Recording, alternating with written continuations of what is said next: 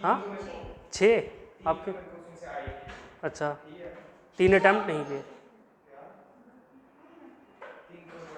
हाँ फिर बाकी 12 हो गए, चलो ठीक है, थैंक यू।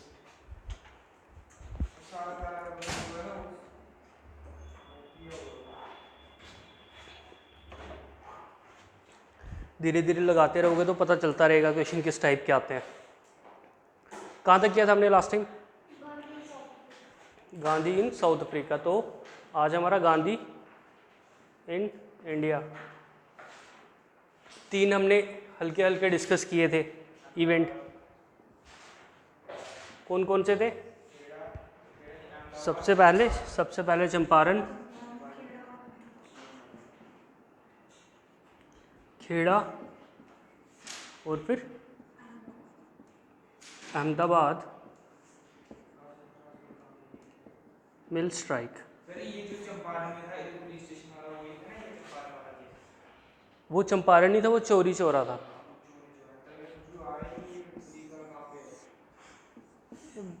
बहुत इवेंट है छोटे छोटे याद रखने के लिए, लेकिन ऐसा नहीं है कि रहते नहीं है।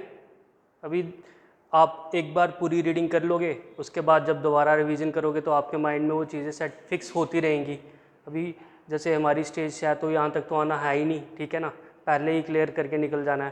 तो मतलब मुश्किल से अगर आपकी 2 या 3 रीडिंग हो जाएंगी बुक की या नोटबुक की, तो एटलीस्ट आपके इवेंट सारे क्लियर हो जाएंगे कि किसके बाद क्या हुआ, क्योंकि सारे इवेंट जुड़े हुए हैं। एक इवेंट होता है, उसके फिर साथ में दूसरा इवेंट होता है उसके चैलेंज के लिए। जैसे रिफॉर्म आते हैं, अभी 1919 में रिफॉर्म आते हैं, और उसके बाद क्या होता है, रिवॉल्ट एक्ट आ जाता है, ठीक है। और रिवॉल्ट एक्ट के अगेंस्ट वो प्रोटेस्ट करते हैं, इसीलिए जलियांवाला बाग होता है। और जलियांवाला बाग होता है और इंडिपेंडेंट इंक्वायरी नहीं होती, इसलिए नॉन कोऑपरेशन मूवमेंट स्टार्ट करनी पड़ती है। तो कहीं ना कहीं चीज़ें सीक्वेंस में चलती हैं। अगर वो पूछेंगे आपको कि नॉन कोऑपरेशन मूवमेंट कब स्टार्ट हुई थी, तो आपको पता है कि 1919 में अगर जलियांवाला बाग हुआ तो 1919 या 20 में ही स्टार्ट हुई होगी, ऐसा नहीं कि 25 में हुई होगी या 30 में हुई होगी। तो थोड़ा बहुत लॉजिक इससे लग जाता है, और धीरे धीरे जब आपकी रीडिंग कंक्रीट होती रहेगी तो ऑब्वियस है कि आपकी चीज़ें और ज़्यादा क्लियर होती जाएंगी। धीरे धीरे आपके नाम भी रिटेन होते रहेंगे। अभी तो आपको लग रहा होगा मॉडरेट्स में पता नहीं कौन कौन लीडर्स हैं। धीरे धीरे जब आपकी अंडरस्टैंडिंग बढ़ेगी सब्जेक्ट की, आपको खुद पता चल जाएगा डिफ्रेंसिएशन मॉडरेट एक्सट्रीमिस्ट में। आपको याद रखने की ज़रूरत भी नहीं है, सामने आपके नाम आएगा, आपको पता है कि हाँ इसकी आइडियोलॉजी मॉडरेट वाली थी, क्योंकि आपको ऑलरेडी पता होगा कि इसने क्या क्या काम किए थे। तो आप आराम से डिफ्रेंसिएशन कर सकते हो। फिलहाल चलते हैं अपने टॉपिक पे, गांधी इन इंडिया। चंपारण 1917 में, गांधी जब 1915 में इंडिया आते हैं जनवरी 9 को, और उस डे को हम क्या मनाते हैं, प्रवासी भारत दिवस, ठीक है। काफ़ी इंपॉर्टेंट है प्रीलिम्स के लिए भी और मेंस के लिए भी, क्योंकि हमारी सरकार अभी बहुत ज़्यादा प्रमोट कर रही है डियास्पोरा को। डियास्पोरा पता है ना, हर साल मेंस में क्वेश्चन आता है ऑलमोस्ट डियास्पोरा पे, और इस बार भी आया हुआ है। डियास्पोरा क्या है, GS2 में क्वेश्चन आता है इसका, IR में। डियास्पोरा जो इंडियन लोग जो बाहर जाके सेटल हुए हैं, ठीक है, और गांधी भी बाहर जाके सेटल हुए थे और फिर इंडिया में आए थे। तो अभी उन लोगों के साथ इंडियन गवर्नमेंट बहुत अच्छे से कांटेक्ट बना रही है, क्योंकि उनकी सोशियो इकोनॉमिक इंपॉर्टेंस बहुत ज़्यादा है इंडिया के लिए। अब अमेरिका के साथ हमें अच्छे रिलेशन बनाने हैं तो हमें कहीं ना कहीं कनेक्शन जोड़ना पड़ेगा। हमारे जितने भी अमेरिका में हमारे सेटलर्स हैं, इंडियन लोग, वहाँ के जो सिटीज़न बने हैं, जो कहीं ना कहीं उनकी रूट्स इंडिया से हैं, या सिटीज़न नहीं भी हैं, NRIs हैं, तो वो काफ़ी हाई नेटवर्थ इंडिविजुअल्स हैं, उनका इनकम काफ़ी अच्छा है। यहाँ तो मेजरली डॉक्टर्स होंगे या इंजीनियर्स होंगे, IT प्रोफेशनल्स होंगे, जो काफ़ी अच्छे से कंट्रीब्यूट कर रहे हैं। अभी तो पॉलिटिक्स में भी हमारी अच्छी खासी रिप्रेजेंटेशन होने लगी है वहाँ पे। रिसेंटली उनकी जो वाइस प्रेसिडेंट हैं कमला हैरिस, वो भी कहीं ना कहीं इंडियन ओरिजिन की हैं। और अभी रिसेंटली एक प्रेसिडेंशियल कैंडिडेट हैं उनके, आई फॉरगेट द नेम, अभी वो उनका चल रहा था कि वो कैंडिडेट के लिए नॉमिनेट उन्होंने किया है कि नेक्स्ट इलेक्शन में वो लड़ेंगे, तो वो भी इंडियन ओरिजिन के हैं। और भी काफ़ी गवर्नर्स हैं अलग अलग स्टेट के, काफ़ी फंक्शनरीज हैं गवर्नमेंट में, सेक्रेटरीज जो इंडिया के हैं, ठीक है, इंडिया के नहीं कह सकते, अब वहाँ पे सेक्रेटरी हैं तो मतलब उनकी सिटीजनशिप तो ले ली है, लेकिन कहीं ना कहीं उनकी रूट्स इंडिया से हैं। तो इस कॉन्टेक्स्ट में डियास्पोरा हमारे लिए बहुत ज़्यादा इंपॉर्टेंट हो जाता है। जब आईआर पढ़ेंगे तो अच्छे से डिस्कस होगा डियास्पोरा का। फिलहाल हम हैं चंपारण में। तो होता क्या है, 1917 में इंडिगो की कल्टीवेशन कर रहे होते हैं वहाँ पे यूरोपियन प्लांटर्स, और इम्प्लीमेंट करते 3 कटिया सिस्टम।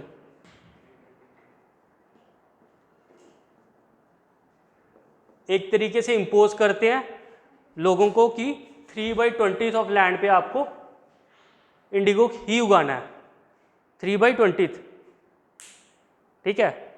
तो इंडिगो ही उगाना है, और इंडिगो ऑलरेडी अपनी मार्केट रेलेवेंस खो चुका है, ऑलरेडी उससे फर्टिलिटी के इश्यूज रहते हैं, ज़मीन की फर्टिलिटी कम हो जाती है, और already German synthetic dies market में आ चुके हैं, और इंडिगो अच्छा प्राइस रियलाइज नहीं कर रहा। यूरोपियन प्लांटर्स को भी कहीं ना कहीं पता है कि अभी ये मार्केट ख़त्म होने वाली है, तो वो इलीगल ड्यूज एग्जैक्ट करने का ट्राई करते हैं पीजेंट से। इनडायरेक्टली क्या होता है, उनके कॉन्ट्रैक्ट होते हैं पहले ही पीजेंट्स के साथ कि वो कॉन्ट्रैक्ट कर लेंगे, और कॉन्ट्रैक्ट के बाद क्या होगा कि आपको उस पर उगाना पड़ेगा। मतलब प्लांट पीजेंट्स क्या करेंगे, पहले ही पैसे ले लेंगे उनसे, ठीक है, उगाने के लिए, ताकि वो सारा सीड्स वगैरह जो भी फर्टिलाइज़र लगता होगा वो सारा उसमें यूज़ करेंगे, और फिर फिक्स प्राइस पे वो बेचेंगे उनको, ऑलरेडी प्राइस फिक्स किया होगा। तो जब प्लांटर्स ने ज़्यादा डिमांड किया तो एक्चुअल हुआ क्या कि प्लांटर्स ने उनसे ज़्यादा पैसे ले लिए जो पीजेंट्स थे, ठीक है, और पीजेंट्स उस चीज़ के अपोज करने लगे। गांधी जी को पता चला, राजकुमार शुक्ला जैसे लोग जो कांग्रेस के ही थे उस टाइम पे, उन्होंने गांधी जी को कहा कि प्लीज़ आइए टूर कीजिए हमारे एरिया का, और गांधी जी के आने से पहले ही वहाँ के डीएम साहब ऑर्डर निकाल देते हैं कि गांधी जी की एंट्री बैन है, गांधी जी हमारे डिस्ट्रिक्ट में इंटर नहीं कर सकते। और गांधी फर्स्ट टाइम डिफाई करते हैं इस रूल को और इंटर करते हैं, पूरा एरिया विजिट करते हैं 1 महीने तक, और सभी इश्यूज़ की एक रिपोर्ट बनाते हैं और पेश करते हैं सरकार को। सरकार उसके बाद कमीशन बनाती है, और कमीशन में गांधी जी को भी एक मेंबर रखती है। तो फाइनली कमीशन ऑर्डर करती है कि प्लांटर्स ने जितने भी एक्स्ट्रा पैसे लिए हुए हैं पीजेंट से उनको वापस करना पड़ेगा। तो फाइनली पीजेंट 25% पैसे पे करते हैं और एरिया छोड़ के चले जाते हैं, ठीक है। इसके साथ ही 3 काटिया सिस्टम को भी कमीशन बैन करवा देती है। जो कमीशन बनती है सरकार को रिकमेंड करती है कि 3 कटिया सिस्टम को बैन कर दो। इंडिगो प्लांटेशन नहीं बैन किया है, 3 कटिया सिस्टम बैन किया खाली, ठीक है। तो ये था चंपारण, जहाँ पे फर्स्ट टाइम सिविल डिसोबीडेंस हुआ। सिविल डिसोबीडेंस मतलब किसी भी सिविल लॉ को डिसोबाई किया कि हम आपका कोई भी सिविल लॉ नहीं मानेंगे। उन्होंने सिविल ऑर्डर निकाला कि गांधी जी इंटर नहीं करेंगे, लेकिन गांधी जी ने इंटर किया और अपना काम किया जो वो करने आए थे। खेड़ा 1918, यहाँ पे फेमाइन आता है, और फेमाइन आने के बाद स्टावेशन हो जाती है। फेमाइन के बाद और क्या होगा, प्रोडक्शन काफ़ी कम हो जाएगी। तो गवर्नमेंट का रूल रहता है कि अगर 1/4 प्रोडक्शन हो जाएगी तो आपको लैंड रेवेन्यू नहीं पे करना पड़ेगा, लेकिन रूल किसी को पता नहीं होता और ना ही सरकार अच्छे से इम्प्लीमेंट करती है।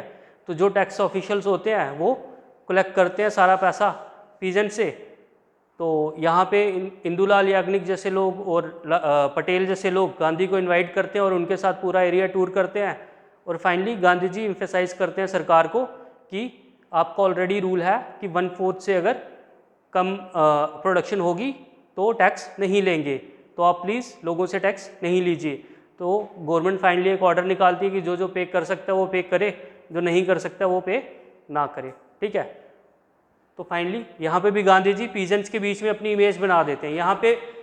यहाँ पे भी पीजेंट्स का इशू है, यहाँ पे भी पीजेंट्स का इशू है। तो गांधी कहीं ना कहीं पीजेंट इशू को उठा रहे हैं, ठीक है, लेकिन वहाँ उठा रहे हैं जहाँ पे डायरेक्टली कन्फ्लिक्ट है गवर्नमेंट वर्सेस या European versus peasants. Peasants issue में और बहुत इशू आते हैं। ज़मींदार का इशू गांधी जी ने वो कभी नहीं पकड़ा, क्योंकि उनको पता है दोनों अपने लोग हैं, दोनों को साथ में लेके चलना पड़ेगा। अगर किसी को भी नाराज़ किया तो वो दूसरी साइड चला जाएगा, और पीजेंट्स का दूसरी साइड जाना तो वो बर्दाश्त कर ही नहीं सकते। क्यों?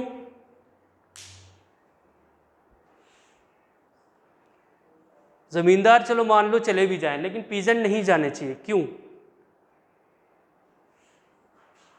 नंबर्स, खेती नहीं नंबर्स। गांधी को करनी है मास मूवमेंट, मास मूवमेंट के लिए चाहिए लोग, और लोग कहाँ से आएंगे? यहाँ तो वर्कर्स, यहाँ तो पीजेंट्स, जमींदार कितने ही होंगे। लेकिन गांधी का ये भी मेन एम था कि कहीं ना कहीं दोनों के बीच में एक मिडल पाथ ढूंढा जाए ताकि वो भी एलिनेट ना हो। यहाँ पे भी उन्होंने यही किया। अहमदाबाद 1918, लास्ट क्लास में भी हमने डिस्कस किया था, 1914 के बाद वर्ल्ड वॉर 1 शुरू हो जाती है और कहीं ना कहीं हमारी इंडस्ट्रीज़ काफ़ी अच्छे से ग्रो करती हैं। ग्रो इसलिए करती हैं क्योंकि यूरोप में प्रोडक्शन रुक जाता है, वहाँ की इंडस्ट्री सारी ख़राब हो चुकी है, वॉर के टाइम पे कुछ प्रोडक्शन नहीं हो रहा। इंडियन इंडस्ट्रीज़ ने काफ़ी अच्छे से प्रोड्यूस किया है और उनको एक्सपोर्ट कर रही हैं सामान, तो इंडस्ट्रीज़ ने काफ़ी अच्छे से कमाया है। लेकिन जो वर्कर्स हैं उनकी सैलरीज नहीं बढ़ी। और यही टाइम है 1917 का, जब रशियन रेवोल्यूशन होती है। रशियन रेवोल्यूशन का सारा इशू ही वर्कर्स पे था। वर्कर्स, पीजेंट्स, ये सब उनका स्ट्रांग होल्ड था। पीजेंट्स इतना अच्छे से उन्होंने इशू नहीं उठाया था, लेकिन वर्कर्स का मेनली इशू था। तो यहाँ पे भी इनको डर है कि कहीं वर्कर्स खड़े ना हो जाएं अगेंस्ट द गवर्नमेंट या फिर मिल ओनर्स। तो फाइनली वर्कर्स क्या करते हैं, इस टाइम पे यूनियंस बनना थोड़ा थोड़ा शुरू हो गई है। यूनियंस क्यों ज़रूरी है इंडस्ट्रीज़ में? अपनी बात रखने के लिए, कलेक्टिव डिमांड। एक वर्कर जाएगा, कोई डिमांड रखेगा तो उसको निकाल देंगे, एक वर्कर की कोई वॉइस नहीं है। लेकिन अगर यूनियन होगी, सभी वर्कर स्ट्राइक पे चले जाएंगे। रशियन रेवोल्यूशन ने ये चीज़ बहुत कॉमन कर दी, मिल स्ट्राइक्स। और जैसे जैसे इंडियन लीडर्स कहीं ना कहीं सोशलिस्ट लोगों से मिलते रहे, नेहरू का काफ़ी अच्छा लिंक था, रशियन जो भी थे रेवोल्यूशनरीज, लेनिन वेनिन, उनके साथ उठना बैठना था नेहरू का। और नेहरू भी कहीं ना कहीं सोशलिस्ट थे, तो उन्होंने पीजेंट्स में भी काफ़ी काम किया, वर्कर्स में भी काफ़ी काम किया। तो ये टाइम अभी आ गया है 1915 या 20 के बाद का टाइम, जब स्ट्राइक्स बहुत ज़्यादा होने लगी हैं। इंडस्ट्रीज़ में स्ट्राइक, रेलवेज़ में स्ट्राइक, कोई भी कंपनी में कुछ भी इशू हो स्ट्राइक। तो स्ट्राइक से एक चीज़ तो ठीक है, वर्कर्स अपनी डिमांड मनवा लेते हैं, लेकिन कहीं ना कहीं प्रोडक्शन हॉल्ट हो जाती है, तो इंडस्ट्री को तो लॉस होता ही होता है, कंपनी को लॉस होगा ही होगा। तो फाइनली अहमदाबाद में ऐसा होता है कि वर्कर्स डिमांड करते हैं हमें 35% हमारी सैलरी बढ़ाई जाए, क्योंकि 1918 में प्लेग भी फैला होता है और उनको प्लेग बोनस चाहिए जो थोड़े टाइम के लिए मिलता है, लेकिन फिर बंद कर दिया जाता है। तो वो डिमांड करते हैं कि हमारी सैलरी 35% बढ़ाई जाए। गांधी बीच में इंटरफेयर करते हैं। गांधी का उस टाइम पे सभी बड़े इंडस्ट्रियलिस्ट अहमदाबाद के सभी के साथ अच्छा उठना बैठना होता है, टाटास, बिरलास जितने भी थे, पुरुषोत्तम दास, ठाकुर दास, आदर्श दलाल, ठीक है, तो सभी के साथ उनका अच्छा उठना बैठना होता है गांधी का। गांधी जाते हैं उनके पास और कहते हैं कि जी आपको तो करना पड़ेगा, वर्कर्स की डिमांड है, आपको माननी पड़ेगी, आप ऐसे नहीं कर सकते। तो वो कहते हैं कि ठीक है 20% हम बढ़ा देंगे। तो फाइनली गांधी बैठते हैं हंगर स्ट्राइक पे और मिल ओनर्स को बढ़ानी पड़ती है 35% जो वर्कर्स डिमांड करते हैं। तो गांधी ने 2-3 टूल अपने यहाँ से जस्टिफाई कर दिए, जो उन्होंने साउथ अफ्रीका में पहले यूज़ किए थे उन्होंने इंडिया में भी यूज़ कर दिए। एक तो सिविल डिसोबीडेंस, सिविल लॉ का ब्रेक करके उन्होंने वहाँ पे कितने सिविल लॉज ब्रेक किए, जैसे पोल टैक्स, और आप दूसरे एरिया में नहीं जा सकते, आपको रजिस्ट्रेशन सर्टिफिकेट साथ में रखना पड़ेगा। साउथ अफ्रीका में ऐसा था कि अगर कोई भी इंडियन है या ब्लैक है उसको अपना रजिस्ट्रेशन सर्टिफिकेट हमेशा रखना पड़ेगा।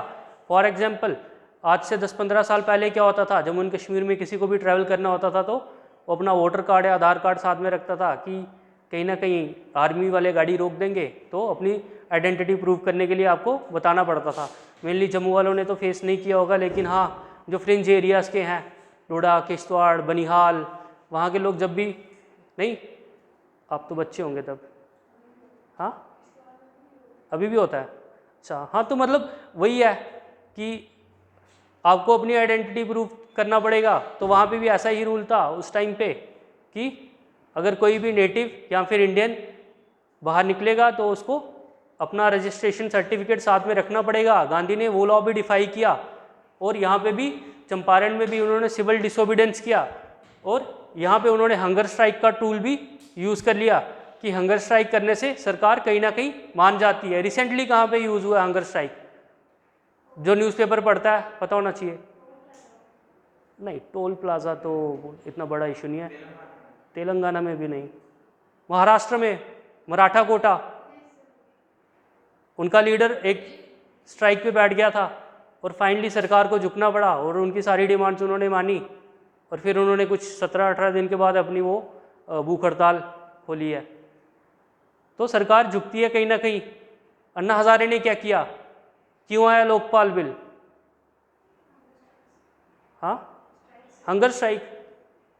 सरकार को पता है अगर कोई इतना बड़ा लीडर जिसका इतना मास बेस है वो इस वजह से मर गया भूख हड़ताल से, तो सरकार को क्या फेस करना पड़ सकता है।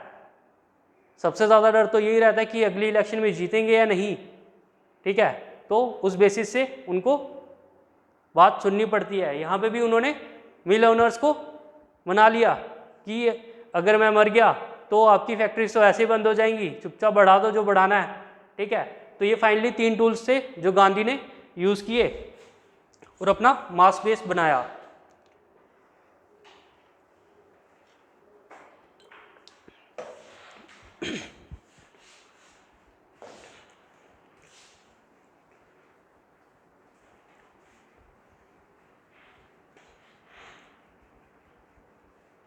इसी के साथ साथ 2-3 इश्यूज और भी होते हैं जो साथ में चल रहे होते हैं। एक तो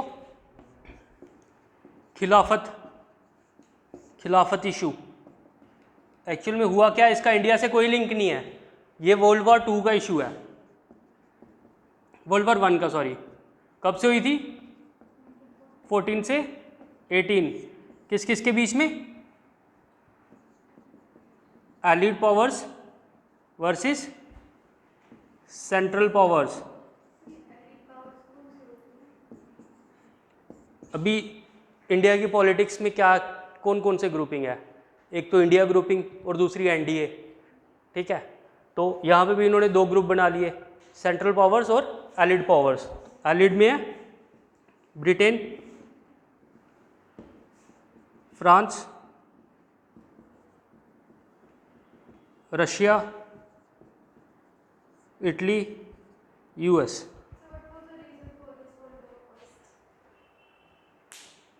अगर ज़्यादा डिस्कस करना है तो फिर वर्ल्ड हिस्ट्री की क्लास में कर सकते हैं। थोड़ा सा शॉर्ट बताऊं तो जर्मनी उस टाइम पे ग्रो कर रहा था और यूएसए नहीं, ब्रिटेन और फ्रांस उसको अकोमोडेट करने के मूड में नहीं थे। इन्होंने ऑलरेडी वर्ल्ड को डिवाइड कर लिया था कॉलोनियल पावर्स में कि ये वाली कॉलोनी हमारी, वो वाली हमारी। ब्रिटेन उस टाइम, जर्मनी भी ग्रो कर रहा है, जर्मनी में डिमांड कर रहा है कि मुझे भी कुछ ना कुछ चाहिए। तो इसकी वजह से होता है मोरक्कन क्राइसिस। अब क्या है ये हम वर्ल्ड हिस्ट्री में पढ़ेंगे, मोरक्कन क्राइसिस। और फिर उस टाइम पे और भी काफ़ी इशू चल रहे थे यूरोप में, जैसे सर्बियन क्राइसिस।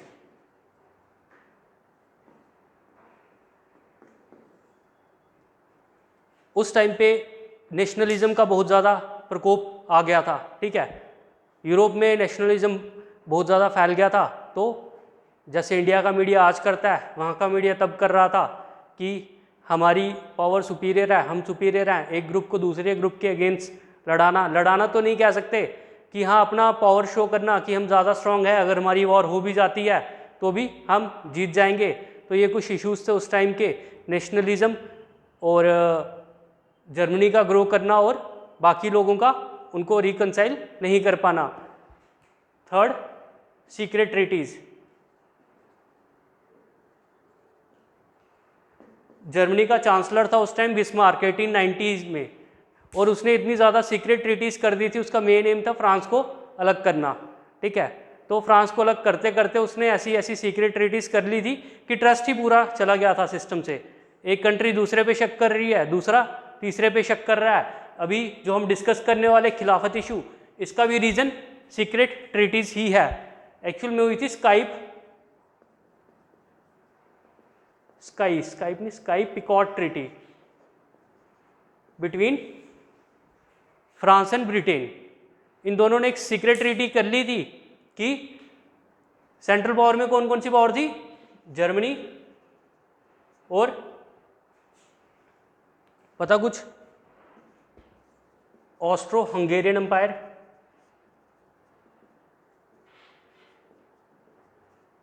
और ऑटमन एम्पायर, जिसको कहा जाता था sick man of Europe.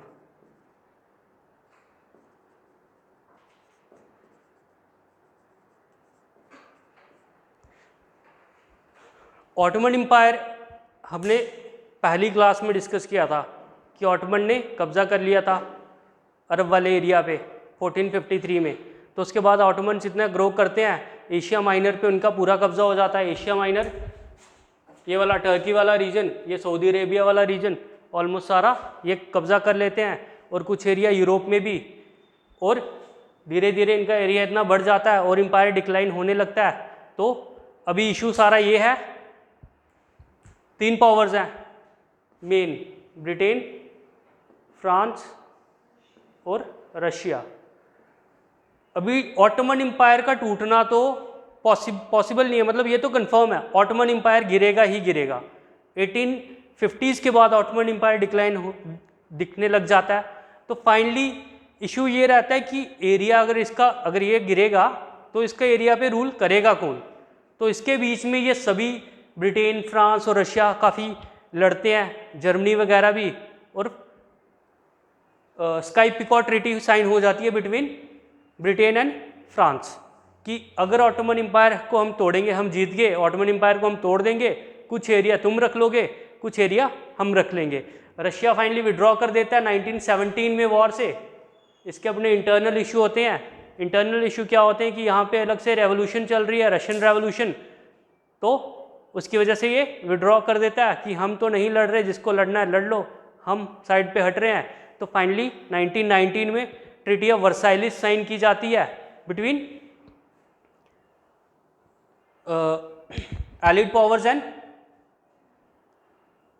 Germany. Treaty of Versailles, Versailles एक कंट्री नहीं है, सॉरी सिटी का नाम है इन फ्रांस, जो काफ़ी पावरफुल सिटी मानी जाती है। वर्साइलिस का पैलेस वहाँ का ऐसा, मतलब जैसे इंडिया की बात करें तो कह सकते हैं कि हमारा पार्लियामेंट हाउस, तो ऐसे वो सिग्नेटरी है मतलब फ्रांस का, पैलेस ऑफ वर्साइलिस। तो ट्रीटी ऑफ वर्साइलिस साइन की जाती है बिटवीन जर्मनी और एलिड पावर्स, और ऑटोमन एम्पायर के साथ साइन किया जाता है treaty of Sevres, SEVRES, treaty of Sevres, जिससे ऑटोमन एम्पायर को डिसइंटीग्रेट कर दिया जाता है।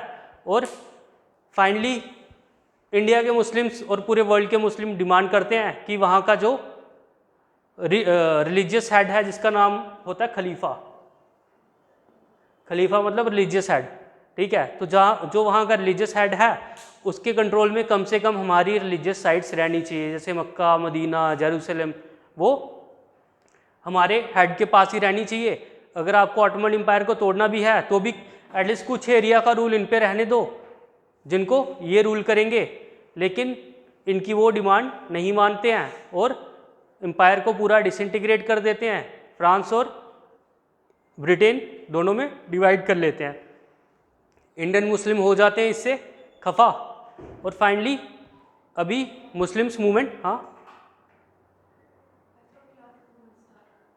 खिलाफत मूवमेंट स्टार्ट उनको करनी ही है, लेकिन गांधी जी देखते हैं कि 1905 में हमारी पहली मास मूवमेंट हुई है जिसमें मुस्लिम्स की पार्टिसिपेशन बहुत कम रही है, और यहाँ तो मुस्लिम ही इनिशिएटेड है मूवमेंट करने के लिए, तो ये मौका हमें गंवाना नहीं चाहिए। हमें मुस्लिम्स और हिंदू को मिलके एक मूवमेंट चलानी चाहिए। ऑलरेडी हिंदूज और मुस्लिम्स में पहले से ही, या हिंदू और मुस्लिम लीडर्स में कह सकते हैं, या फिर कांग्रेस और मुस्लिम लीग में कह सकते हैं, पहले ही पैक्ट हो चुका है लखनऊ पैक्ट के नाम से 1916 में, जब उन्होंने कहा था कि हम कॉमन डिमांड्स रखेंगे। कॉमन डिमांड रखी जाती हैं, और 1917 अगस्त में गवर्नर जनरल या वाइसरॉय से एक स्टेटमेंट आती है कि हम यहाँ पे कुछ सेल्फ गवर्नमेंट टाइप का लाने वाले हैं। मॉडरेट्स हो जाते हैं खुश, और 1918 में रिफॉर्म्स आ जाते हैं जिसका नाम था मोंटेगू चेल्मस्फोर्ड रिफॉर्म्स, या फिर उसको गवर्नमेंट ऑफ इंडिया एक्ट 1919 भी कहते हैं।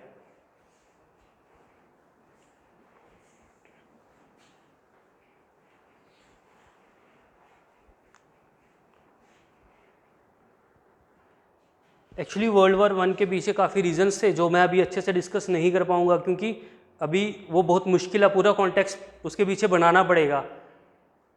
जर्मनी की यूनिफिकेशन, इटली की यूनिफिकेशन, ठीक है, और भी बहुत से छोटे छोटे इवेंट्स हैं, नेपोलियन पढ़ना पड़ेगा, तब जाके हम वर्ल्ड वॉर तक पहुंचेंगे। ऐसे डायरेक्ट वो समझाना काफ़ी मुश्किल है, ठीक है।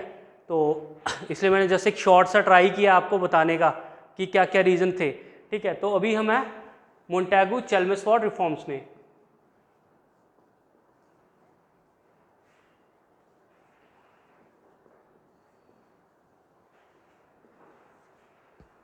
(1918) या फिर इसी को कहेंगे गवर्नमेंट ऑफ इंडिया एक्ट 1919। अभी तक पीछे क्लियर है सारा क्या क्या हुआ? कोई डाउट किसी इवेंट में? इसमें होता क्या है? हाँ, डायरार्की, यस। सेंट्रल लेवल पे अलग से बात करते हैं और प्रोविंशियल लेवल पे अलग से बात करेंगे। सेंटर में हमारा कौन सा काउंसिल है? इंपीरियल लेजिस्लेटिव काउंसिल, और प्रोविंशियल में है अलग अलग प्रोविंसेस में अपने अपने काउंसिल्स हैं, ठीक है। ये तो आ गया लेजिस्लेटिव विंग। एग्जेक्टिव विंग कौन सा है? वाइसरॉयज एग्जीक्यूटिव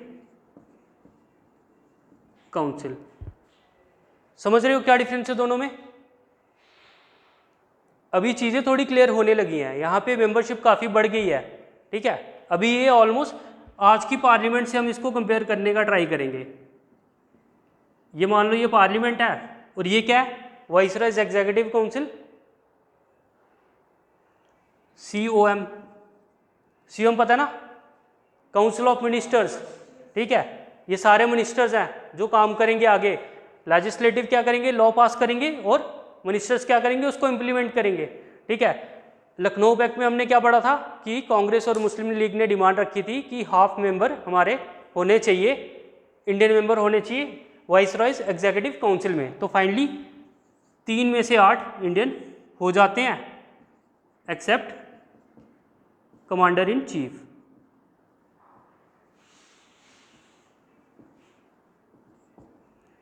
मैं आपको काफ़ी सिंप्लीफाई करके बता रहा हूँ, ठीक है। ऐसा बुक में कुछ नहीं मिलेगा। इंपीरियल लेजिस्लेटिव काउंसिल में पहले क्या थी? Non official majority. अब यहाँ पे ऑफिशियल मेजॉरिटी भी है और इलेक्टेड मेजॉरिटी भी है।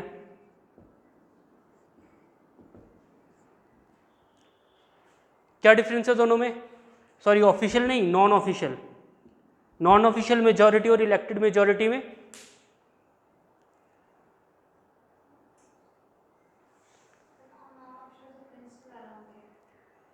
नॉन ऑफिशियल में सभी होंगे, खाली प्रिंस नहीं, जो सरकार के बाहर के लोग हैं। मान लो ये आ गया इंपीरियल लेजिस्लेटिव काउंसिल, यहाँ पे अलग अलग मेंबर्स होंगे, कुछ ऑफिशियल्स होंगे जो सरकार के काम जो सरकारी हैं और वो उनको सरकार ही नॉमिनेट करती है यहाँ के लिए, और कुछ होंगे नॉन ऑफिशियल्स जिनका सरकार से डायरेक्टली कुछ लेना देना नहीं है। लेकिन नॉन ऑफिशियल्स में कौन है? इंडस्ट्रियलिस्ट, वो इंडस्ट्रियलिस्ट जो इंडिया में काम कर रहे हैं, ठीक है। प्रिंसेस, उनके प्रिंसेस के साथ भी काफ़ी अच्छे से लिंक थे, तो जिस प्रिंस के साथ अच्छे से लिंक होंगे वो अगर उसकी मर्जी है आने की लेजिस्लेटिव काउंसिल में तो उसको नॉमिनेट कर देगी सरकार ही। है तो नॉन ऑफिशियल लेकिन है सरकार के ही लोग ये भी। और थर्ड, ये होंगे इलेक्टेड, जो लोगों ने इलेक्ट करके भेजे होंगे, पॉपुलर लीडर्स, ठीक है। तो लोग इनको इलेक्ट करके भेजेंगे। पहले थी ऑफिशियल मेजॉरिटी, अब आ गई है non official majority. Non official में भी 3 टाइप के लोग हैं, लेकिन लोगों के रिप्रेजेंटेटिव बस ये वाले हैं। ये कहीं ना कहीं सरकार के ही लोग हैं ये भी, ठीक है। चाहे ब्रिटिश इंडस्ट्रियलिस्ट हो या फिर प्रिंसेस हो, जो नॉमिनेट होके आया है वो कहीं ना कहीं लोगों को रिप्रेजेंट क्यों करेगा। बहुत कम ऐसे नॉमिनेशन, ऐसा नहीं है कि नॉमिनेशन कोई भी ऐसा नहीं होता था जो लोगों के फेवर का हो। काफ़ी ऐसे लोग आए भी हैं, सर सैयद अहमद खान जैसे, उनको भी नॉमिनेट किया। लेकिन मेजॉरिटी या तो प्रिंसेस होते थे या तो ब्रिटिशर्स ही होते थे जो इंडस्ट्रीज थे। और इलेक्टेड मेजॉरिटी में लोग इलेक्ट होके आएंगे। फाइनली यहाँ पे नॉन ऑफिशियल मेजॉरिटी भी आ जाती है और इलेक्टेड मेजॉरिटी भी आ जाती है। मतलब अभी इलेक्टेड लोग ज़्यादा हैं, अगर वो कुछ करना चाहते हैं तो वो कर सकते हैं, कोई बिल अगर पास करवाना है उनको तो वो करवा सकते हैं, ठीक है। ये था प्रोविंसेस में, सॉरी सेंटर में। और एक और चीज़ आई थी यहाँ पे, बाईकैमरल लेजिस्लेचर।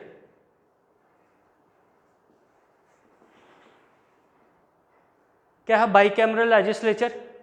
जिसने पॉलिटी पढ़ी है उसको पता होना चाहिए। हाँ, 2 हाउसेज हो गए अभी, पहले क्या था, एक ही था, इंडियन लेजिस्लेटिव काउंसिल। अभी यहाँ पे भी 2 हो गए हैं, एक तो जैसे काउंसिल ऑफ स्टेट्स है और लोकसभा है, या पॉपुलर हाउस कहते हैं जिसको, तो यहाँ पे भी अब 2 हाउस हो गए हैं, ठीक है। लेकिन स्टेट्स में एक ही हाउस है, स्टेट में 2 हाउस नहीं हुए हैं। लेकिन स्टेट में एक और चीज़ आ गई है, वो है डाइआर्की। क्या है डाइआर्की? हाँ, ड्यूल गवर्नमेंट। ड्यूल गवर्नमेंट कैसे इंप्लीमेंट होगी यहाँ पे, क्या प्रोविजन थे इसमें? इसमें सबसे पहले तो सब्जेक्ट्स डिवाइड किए जाते हैं इस लॉ से। जैसे आज के टाइम पे हमारे पास 3 लिस्ट हैं, कौन कौन सी? Union list, state list, concurrent list. Union list जो है वो उस पर लॉ बस पार्लियामेंट बना सकती है, स्टेट लिस्ट पे लॉ बस स्टेट बना सकती है, और कॉन्करेंट लिस्ट पे दोनों बना सकते हैं, पार्लियामेंट भी और स्टेट भी। यहाँ पे भी सब्जेक्ट इन्होंने डिवाइड कर दिए यूनियन लिस्ट और स्टेट लिस्ट में। तो जो यूनियन लिस्ट पे होंगे उन पे लॉ बस पार्लियामेंट बनाएगी, सेंट्रल लेजिस्लेटिव काउंसिल या इंपीरियल लेजिस्लेटिव काउंसिल। और जो स्टेट के लॉ, स्टेट के सब्जेक्ट्स हैं उन पे लॉ काउंसिल्स बनाएंगे अलग अलग स्टेट्स के। लेकिन इन सब्जेक्ट्स को भी डिवाइड कर दिया गया इन द फॉर्म ऑफ डायरार्की, ठीक है। डायरार्की में एक तो होगा गवर्नर्स काउंसिल और दूसरा पॉपुलर मिनिस्टर्स।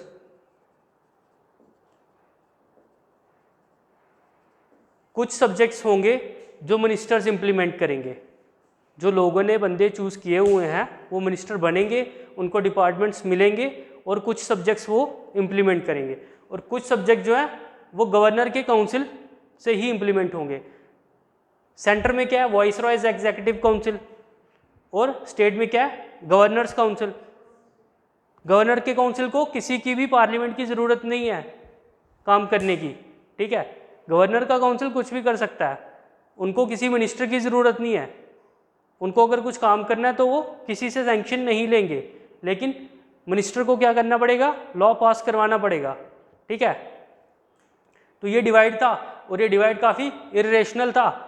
मेनली फाइनेंस इनके पास, और एग्रीकल्चर, एजुकेशन, हेल्थ इनके पास। अभी इनको अगर हेल्थ पे काम करना चाहिए, पैसा पैसा आएगा इनसे, और ये सिस्टम कहीं ना कहीं टोटल फेलियर प्रूव हुआ और काम अच्छे से हो ही नहीं पाया इसमें, ठीक है। तो जो इनके पास सब्जेक्ट थे उनका नाम था रिजर्व्ड सब्जेक्ट, और जो इनके पास थे उनका नाम था ट्रांसफर्ड सब्जेक्ट। ये ट्रांसफर कर दिए गए थे मिनिस्टर्स को, और ये रिजर्व रखे थे गवर्नर ने अपने लिए, ठीक है। इन पे गवर्नर खुद लॉ बनाएगा, या जो भी लॉ तो बनाने की ज़रूरत ही नहीं है, ऑर्डर जो भी देना होगा इन पे गवर्नर खुद दे सकता है with the help of executive council. लेकिन जो ट्रांसफर्ड सब्जेक्ट हैं इन पे पार्लियामेंट या जो भी स्टेट का लेजिस्लेचर है वो लॉ बनाएगा और फिर उसको इम्प्लीमेंट करेगा। और क्या चेंजेस हुई थी इस एक्ट से? वोटिंग राइट टू वुमेन्स,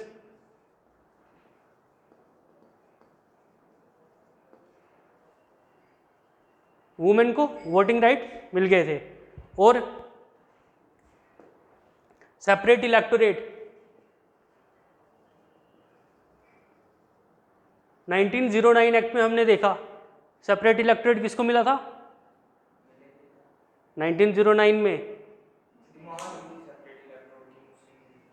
1909 में मुस्लिम्स को सेपरेट इलेक्टोरेट मिल गया था, हाँ। और 1919 में इस एक्ट से क्रिश्चियंस को, एंग्लो इंडियंस को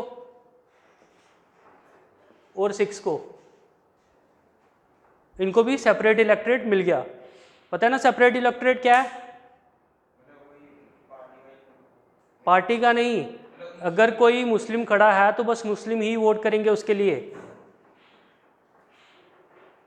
ऐसा नहीं है कि अगर मुस्लिम कैंडिडेट खड़ा है तो उसके लिए हिंदू भी, अभी क्या सिस्टम है, कैंडिडेट जो भी खड़ा हो सभी वोट करते हैं, लेकिन तब ऐसा था कि जो मुस्लिम खड़ा होगा उसके लिए बस मुस्लिम ही वोट करेंगे, उसको कहेंगे सेपरेट इलेक्टोरेट। और क्या हुआ इस एक्ट से? बजट डिमार्केट कर दिया गया, प्रोविंशियल बजट अलग होगा और सेंटर का बजट अलग होगा। अभी प्रोविंसेस को भी पावर दे दी गई कि आप भी बजट बना सकते हो, ठीक है। तो ये कुछ चीज़ें थी जो इस एक्ट से हुई। लिख लिए पहले इसका, Government of India act.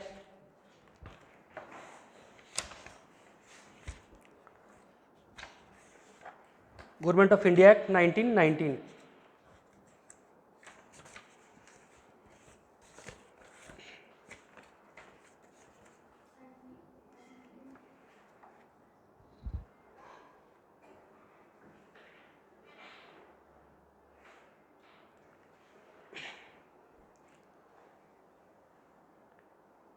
Through this act, हाँ कौन सा वाला? Chelmsford, CH Chelmsford, Montagu Chelmsford reforms.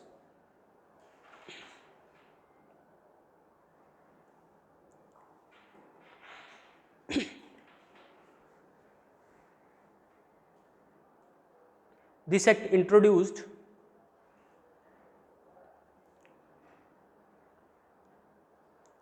bicameral legislature at central level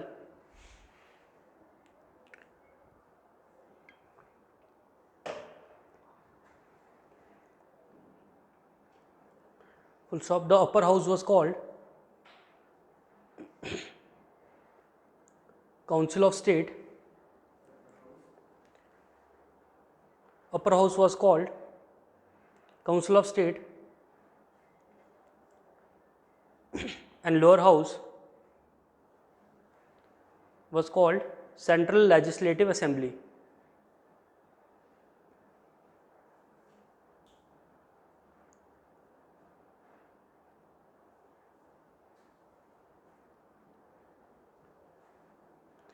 Both these houses have direct elected majority.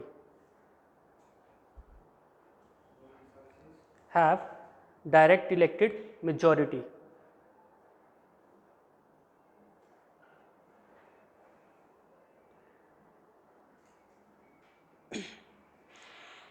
Next point, this act introduced diarchy in provinces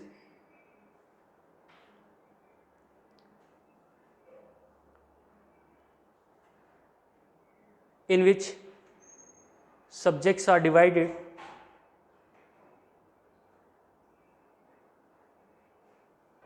into reserved and transferred.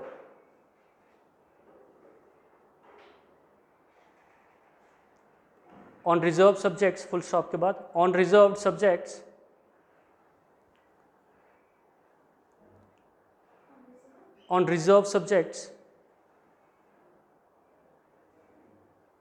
popular ministers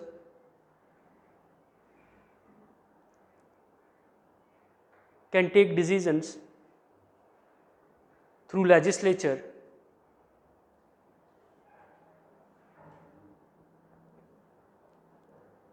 whereas on reserved subject लिखा हमने, on transferred subject आना था यहाँ पे, on transferred subject, हाँ reserve governor general ने रखे थे ना अपने लिए। whereas on reserved subjects, whereas on reserved subjects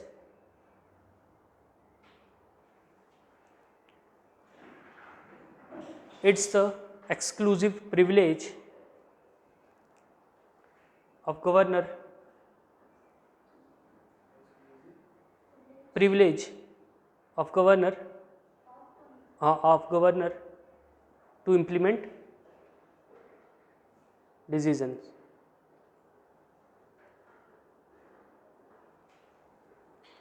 Full stop. Also, governor can also interfere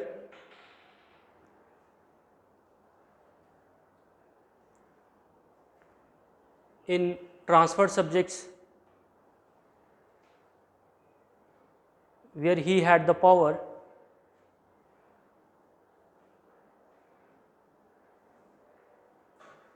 to reverse the decision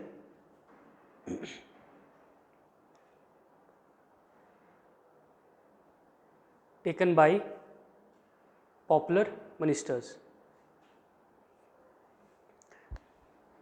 तो ट्रांसफर सब्जेक्ट में कौन डिसीजन लेता था? मिनिस्टर्स. लेकिन गवर्नर के पास फिर भी राइट था कि जो उन्होंने डिसीजन लिया उसको चेंज कर सके. ठीक है. नेक्स्ट पॉइंट लिखिए. This act extended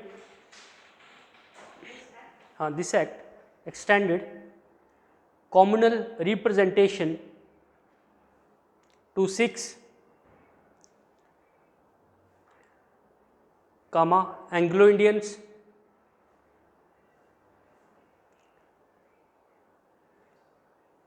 Christians and Europeans.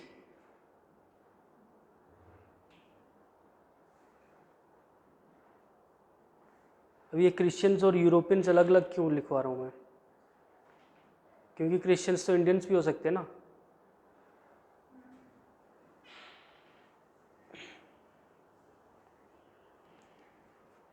Next point लिखिए. Only one house in provinces.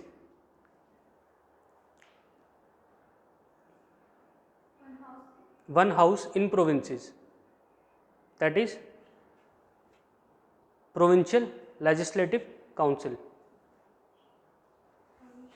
Provincial Legislative Council.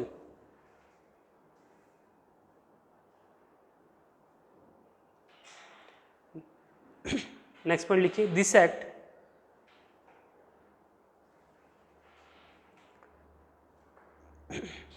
separate the provincial and central budget.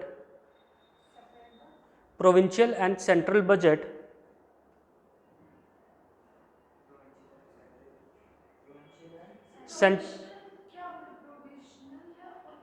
Provincial मतलब जैसे आज के टाइम पे स्टेट्स होती हैं वैसे उस टाइम पे स्टेट्स को प्रोविंसेस कहा जाता था.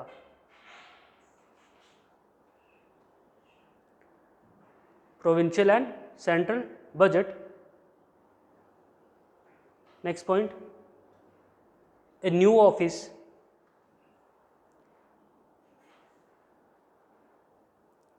called High Commissioner for India. High Commissioner for India is introduced, who sit in London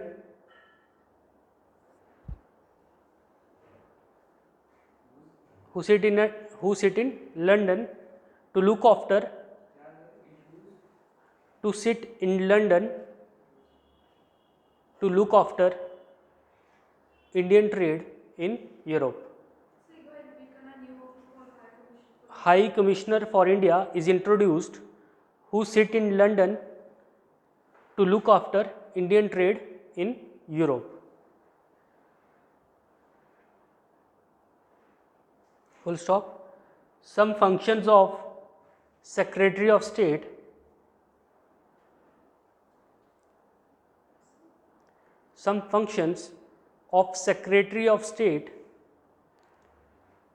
was transferred to High Commissioner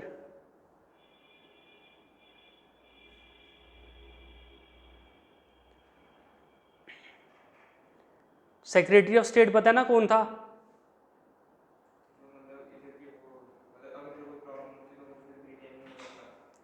वो ब्रिटेन में ही रहता था. हाँ. कौन से एक्ट से इंट्रोड्यूस हुआ था?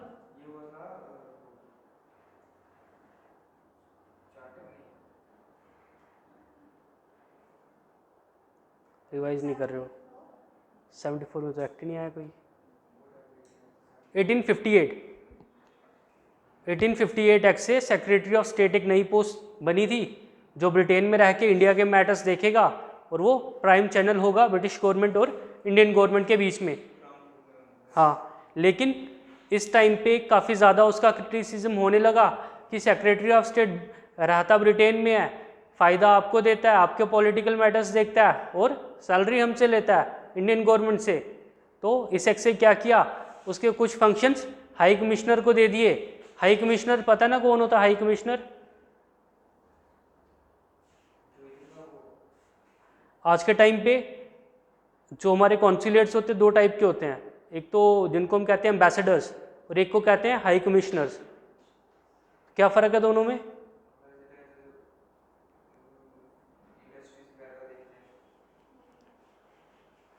एम्बेसडर्स ऑलमोस्ट सभी कंट्रीज़ में हमारे एम्बेसडर्स होंगे, लेकिन जो कंट्रीज़ कॉमनवेल्थ की हैं, कॉमनवेल्थ पता है ना क्या है कॉमनवेल्थ? कुछ भी नहीं है ऐसा, ठीक है। जितनी कॉमनवेल्थ एक ऑर्गेनाइजेशन बनी थी 1950 के आसपास, ब्रिटेन की जितनी भी कॉलोनीज थी, ब्रिटेन ने कहा कि हम सभी मिलके एक ऑर्गेनाइजेशन बनाएंगे कॉमनवेल्थ, जो इकट्ठा कुछ आगे काम करेंगे।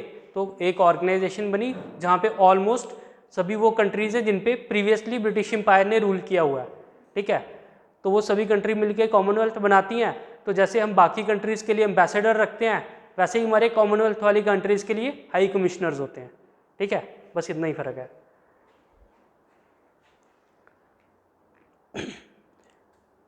नेक्स्ट पॉइंट लिखिए, secretary of state after this act get its salary from British Exchequer.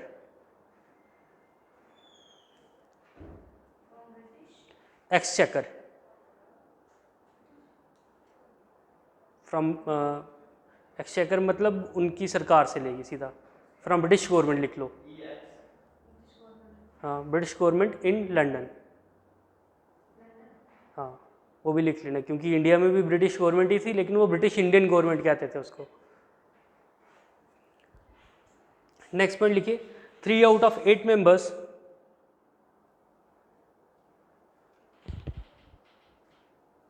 of Viceroy's Executive Council were Indians. 3 out of 8 members of Viceroy's Executive Council were Indians other than Commander-in-Chief.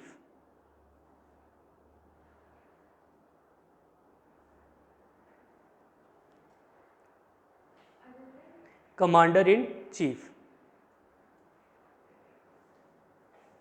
Next point, this act provides for the establishment of PSC, Public Service Commission. Public service commission क्या है? ये public service commission जिसके exam अभी आप लोग देते हो, public service. हाँ हाँ, अगर पब्लिक सर्विस कमीशन के पहले यूनियन लग गया तो यूपीएससी बन गया, जेके बन लग गया तो Jammu and Kashmir public service commission बन गया, ठीक है। नेक्स्ट पॉइंट लिखिए, this act provides for the formation of a statutory commission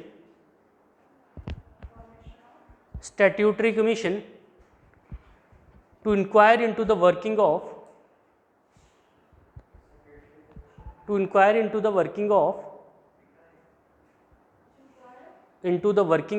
Government of India Act 1919। तो इन्होंने कहा कि 10 साल के बाद हम एक दोबारा कमीशन बनाएंगे जो चेक करेगी कि इस एक्ट से जितने भी प्रोविजंस आए वो ठीक थे या गलत, उनकी वर्किंग कैसी चल रही है। Government of India act 1919। 19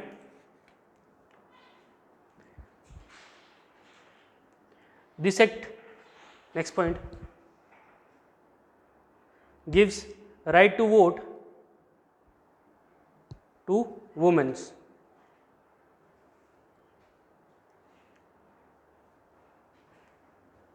Next point, freedom of speech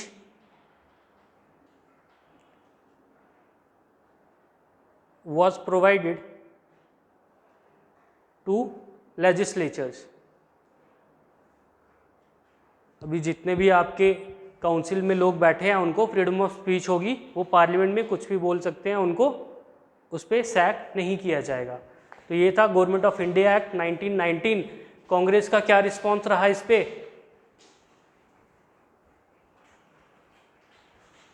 क्या लगता है आपको, क्या रिस्पॉन्स रहा होगा?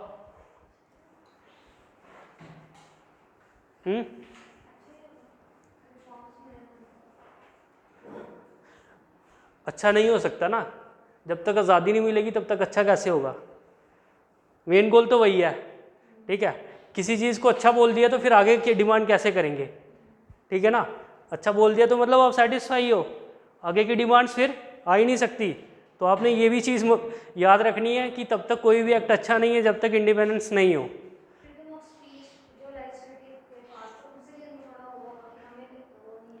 छोटे छोटे पॉइंट्स पे तो हाँ खुशी है, लेकिन ओवरऑल जब आपको कुछ बड़ा चाहिए तो आपको छोटी छोटी चीज़ों को निगलेक्ट करना पड़ता है. अभी सरकार कितना भी अच्छा काम कर ले, लेकिन अपोजिशन क्या करती है? अपोजिशन को उनको क्रिटिसाइज करना ही करना है. हाँ, लेजिस्लेटिव मेंबर्स भी बस लेजिस्लेचर में ही बोल सकते थे, बाहर कुछ बोलेंगे तो उन पे एक्ट लगेंगे. जैसे अभी भी है पार्लियामेंट्री प्रिविलेजेस, पढ़ा होगा जिसने पॉलिटी पढ़ी है, आपकी ख़त्म होने वाली है, नहीं होने वाली. हाँ, तो पार्लियामेंट्री प्रिविलेजेस भी आते हैं आर्टिकल 105 एंड 194, ठीक है. उसमें भी रहता है जो भी लेजिस्लेचर है, लेजिस्लेटिव मेंबर्स हैं, उनके पास फ्रीडम ऑफ स्पीच रहती है. छोड़ो उसका, अभी हमारा कोई लिंक नहीं है. हमारा काम ये है कि कांग्रेस का रिस्पांस क्या था. कांग्रेस का रिस्पांस बहुत ख़राब था. कांग्रेस ने कहा हम डिमांड कर रहे थे सेल्फ गवर्नमेंट, और आपने हमें क्या दिया? कुछ भी नहीं. सेल्फ गवर्नमेंट का मतलब है हमें अपना रूल चाहिए, लेकिन आपने डायआर्की से क्या किया? सब्जेक्ट डिवाइड कर लिए, और वो भी बिल्कुल इरेशनल, कि फाइनेंस आपके पास है और काम हम करेंगे. जैसे हमने देखा था 1764 में बैटल ऑफ बक्सर के बाद, वहाँ पे भी ऐसा ही हुआ था. ब्रिटिशर्स ने ड्यूल गवर्नमेंट ले आए थे, वहाँ पे भी निज़ामत फंक्शन और दीवानी फंक्शन दोनों अलग थे, ठीक है ना. तो यहाँ पे भी ऐसा ही होता है. कांग्रेस और बाकी ऑलमोस्ट सभी पार्टीज़ एक्ट को क्रिटिसाइज करती हैं, और फाइनली गवर्नमेंट कहती है इतना दे दिया, अभी भी शोर मचा रहे हैं, तो फिर इनके लिए कुछ करना पड़ेगा. और आता है रिवॉल्ट एक्ट. रिवॉल्ट एक्ट क्या क्या प्रोविजंस हैं इसके? रिवॉल्ट एक्ट में सबसे मेन चीज़ ये है कि आपकी हेबस कॉर्पस सस्पेंड हो जाएगी. क्या है हेबस कॉर्पस? जिसने पॉलिटी पढ़ी है बताओ ज़रा. हाँ हाँ हाँ. तो अभी क्या लॉ होता है, अगर पुलिस किसी को भी पकड़ती है तो उसको विद इन 1 डे जज के सामने पेश करना पड़ता है. पुलिस कस्टडी में विदाउट रीज़न आप ज़्यादा देर नहीं रख सकते. 1 दिन के बाद आपको जज के सामने पेश करना पड़ेगा. इस लॉ ने क्या किया? हेबस कॉर्पस को सस्पेंड कर दिया. मतलब अब पुलिस किसी को भी पकड़ सकती है, अंदर डाल सकती है, कोई उस पर स्क्रूटनी नहीं होगी. क्या वो अपसपा है, ठीक है. तो हेबस कॉर्पस सस्पेंड हो गई है, रिवॉल्ट एक्ट आता है और काफ़ी ज़्यादा लोगों को पकड़ के ले जाते हैं. फाइनली पूरा इन्वायरमेंट ख़राब हो जाता है, और इस टाइम पे मिलिटेंट नेशनलिस्ट भी काफ़ी एक्टिव थे. और हमने ऑलरेडी देखा जिमरमैन प्लान, गदर पार्टी, कैसे वो लोग कॉन्स्पिरेसीज ट्राई कर रहे थे ब्रिटिश रूल को यहाँ से भगाने की.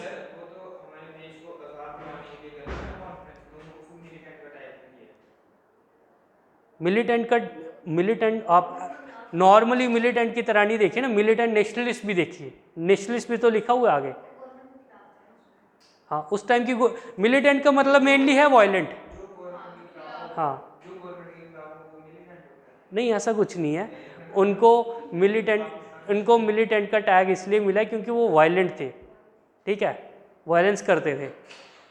मिलिटेंट टेररिस्ट नहीं कहा उनको, मिलिटेंट नेशनलिस्ट कहा, ठीक है, थे वो नेशनलिस्ट ही, हमारे सभी मान रहे हैं। और क्योंकि उस टाइम पे वर्ड्स ऐसे यूज़ होते थे, मेनली विपिन चंद्रा थोड़े थे लेफ्टिस्ट, तो उस टाइप के वर्ड उन्होंने यूज़ किए हुए हैं। जो भी था, हेबस कॉर्पस सस्पेंड होती है, काफ़ी ज़्यादा पॉलिटिकल लोगों को भी पकड़ा जाता है, सिविल लोगों को भी पकड़ा जाता है, और इन्वायरमेंट पूरा ख़राब हो जाता है। इसी लॉ के against Gandhi ji public opinion create करने का ट्राई करते हैं और कहते हैं कि हम सभी इकट्ठे होंगे और इस लॉ के अगेंस्ट। हाँ,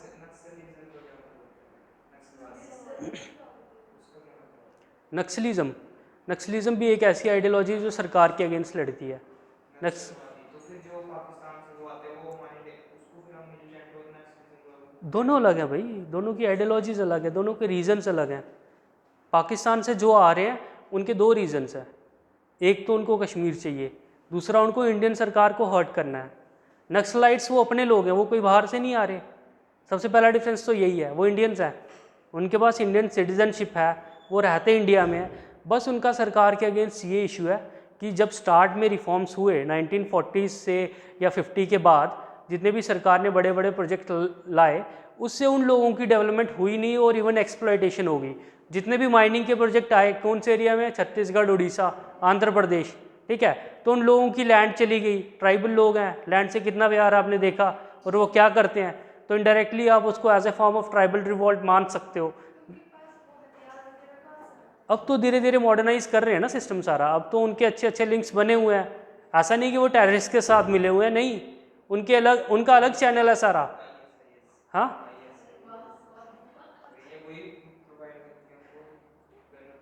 नहीं, ISI कैसे प्रोवाइड करेगी उनको, ISI का उनके साथ कोई लिंक नहीं है। सर एक वो मैं सुन रहा था न्यूज़, मतलब बंदा पता नहीं कहाँ पे बैठा था, उसका लिंक मतलब 7 स्टेट मतलब 7 कंट्री छोड़ के आ गया। हाँ, लिंक होते हैं, मैं नहीं कह रहा, लेकिन कोई ऐसा एस्टेब्लिश प्रूफ नहीं है, और जो हमारे पास प्रूफ नहीं है, हमारे पास कोई रिपोर्ट नहीं है, हमें उस पर कोई बात नहीं करनी, फिर चाहे लिंक हो या ना हो। हाँ, ISI का फिलहाल आप टेररिज्म तक ही रखिए और कश्मीर तक ही रखिए, ठीक है, ISI का बाकी एरियाज़ में अभी तक रहने देते हैं। नक्सलिज्म का रीज़न क्या था कि अंडर डेवलपमेंट, उन लोगों की डेवलपमेंट वैसे नहीं हुई जैसे बाकी एरियाज़ की हुई, उन लोगों की लैंड चली गई, उन लोगों का रिहेबिलिटेशन अच्छे से नहीं हुआ, लैंड चली गई और दूसरे एरिया में उनको अच्छे से सेटल कर पाएँ, उन लोगों का लाइवलीहुड छिन गया, और फाइनली वो लोग रिवॉल्ट पे आ जाते हैं। और फाइनली, और कहीं ना कहीं लेफ्ट की आइडियोलॉजी भी वैसी ही है कि एस्टैब्लिशमेंट के अगेंस्ट लड़ना है, इक्वालिटी होनी चाहिए, ठीक है। धीरे धीरे स्टार्ट वैसे ही हुआ था इक्वालिटी वाले से, लेकिन अभी काफ़ी अलग लेवल पे पहुंच चुका है। ट्राई करते हैं समझाने का, कर रहे हैं, और काफ़ी नक्सलाइट सरेंडर भी करते हैं, ऐसा नहीं कि हुआ नहीं, लेकिन फिर भी आपको पूरी मूवमेंट को ख़त्म करना, अभी इतनी बड़ी मूवमेंट को स्टार्ट हुई है, टाइम लगता है। फोकस नहीं करती, फोकस नहीं, अब जो इंटेलिजेंस ब्यूरो वगैरह वो भी इसमें लगे हुए हैं, क्योंकि अभी भी हमारे इंडिया में इतने वो चल रहे हैं ना, जैसे फोन वगैरह जो पब्लिक बंगलास रहती, क्या बोलते हैं उनको सर, क्या बोलते हैं उनको? क्या, किसको? उसको बोलते हैं जो मतलब ये वो मतलब सेल्स वगैरह कुछ होते हैं वो, स्लीपर सेल्स। अभी ऐसा है, सरकार का फोकस है, लेकिन सरकार का फोकस लिमिटेड है। सरकार अभी उनके लिए बस सिंगल आप अप्रोच नहीं लगा सकते ना, उनको दो तीन तरीके से आपको करना पड़ेगा। उनका इश्यू है अंडर डेवलपमेंट,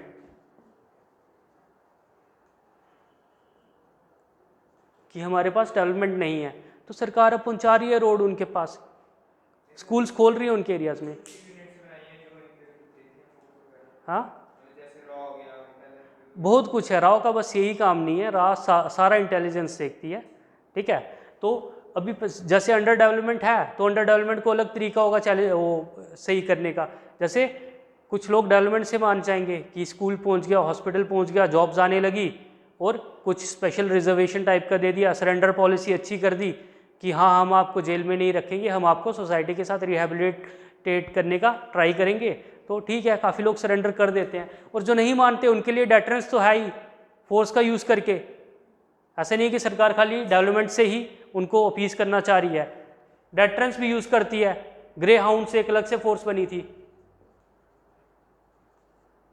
आपका होमवर्क है सेल्वा जुडूम, ये पढ़ना, सुना है इसके बारे में सेल्वा जुडूम? ठीक है, ये पढ़ लेना। ट्राइबल के बारे में थोड़ा यहाँ सेल्वा जुडूम। अब मेरे को एक्चुअली स्पेलिंग पूरे याद नहीं है, एक सेकेंड।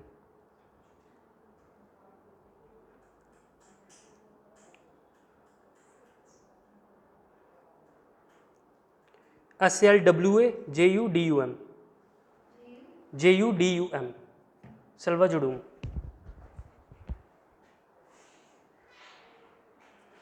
आपका इशू क्या है, जो मुझे लग रहा है कि आप अपनी लिमिटेड नॉलेज से सब कुछ जानने का ट्राई कर रहे हो और अभी आपका स्टार्ट भी नहीं हुआ है। ठीक है, आप कहाँ ISI रॉ को यहाँ पे इम्प्लीमेंट करने का ट्राई कर रहे हो, जबकि आपका इंटरनल सिक्योरिटी में अभी एक लेक्चर भी नहीं हुआ ना, आपने कोई NCERT में कुछ पढ़ा। ठीक है, तो थोड़ा खुद को टाइम दो कि हाँ सब कुछ होगा, लेकिन टाइम के साथ होगा। ऐसा नहीं है कि एक दिन में आपको सारी नॉलेज आ जाएगी या जो पॉलिटी में पढ़ा वही हर जगह इम्प्लीमेंट होने वाला है, ऐसा नहीं है। इनके लिए अलग से काफ़ी फोर्स बनी है, ग्रे हाउंड्स बनी है, कोबरा फोर्स टाइप का कुछ बना है, सेल्वा जुडूम, जिसको सुप्रीम कोर्ट ने बैन करवा दिया था कि ये गलत है। वहीं के लोग, इन्होंने क्या किया, सरकार ने वही लोग जो बनते हैं नक्सलाइट्स, उसी एरिया से एक फोर्स बना दी ताकि आपस में मारते रहो, मरेंगे तो भी उनके, ये वाले मरेंगे तो भी उनके। तो सरकार ने इसको बैन करवा दिया, सुप्रीम कोर्ट ने, सॉरी। तो छोड़ो उसको, फिलहाल रिवॉल्ट एक्ट पे हैं। रिवॉल्ट एक्ट में क्या होता है, हेबस कार्पस की पिटीशन जो है बैन कर दी जाती है, सरकार इस पे बैन लगा देती है और काफ़ी ज़्यादा पॉलिटिकल लोगों को पकड़ा जाता है और सिविल लोगों को भी काफ़ी ज़्यादा अरेस्ट किया जाता है।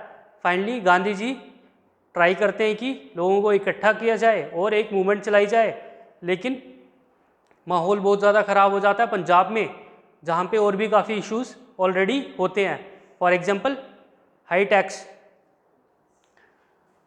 प्राइजेस काफ़ी बढ़ गए हैं और वहाँ पे ऑलरेडी काफ़ी लीडर्स पहले से एक्टिव थे, सैफुद्दीन किचलू, सत्यपाल यादव, सत्यपाल मलिक नहीं, सॉरी सत्यपाल ही बस, सत्यपाल मलिक पता ना कौन है, जो पहले अपने गवर्नर थे। ठीक है, नहीं वही मैं कह रहा हूँ ना, वो खाली सत्यपाल थे। तो सत्यपाल और लाला लाजपत राय जैसे लीडर, वो काफ़ी प्रोटेस्ट करते हैं और वो प्रोटेस्ट कर रहे होते हैं और उनको पकड़ के ले लेती है पुलिस। फाइनली आता है बैसाखी का दिन, सभी डिसाइड करते हैं कि हमारे लीडर्स को अरेस्ट कर लिया, हम प्रोटेस्ट करेंगे। जलियांवाला बाग में इकट्ठा होते हैं, जो अमृतसर के बिल्कुल गोल्डन टेम्पल के साथ में है। किसने विजिट किया गोल्डन टेम्पल?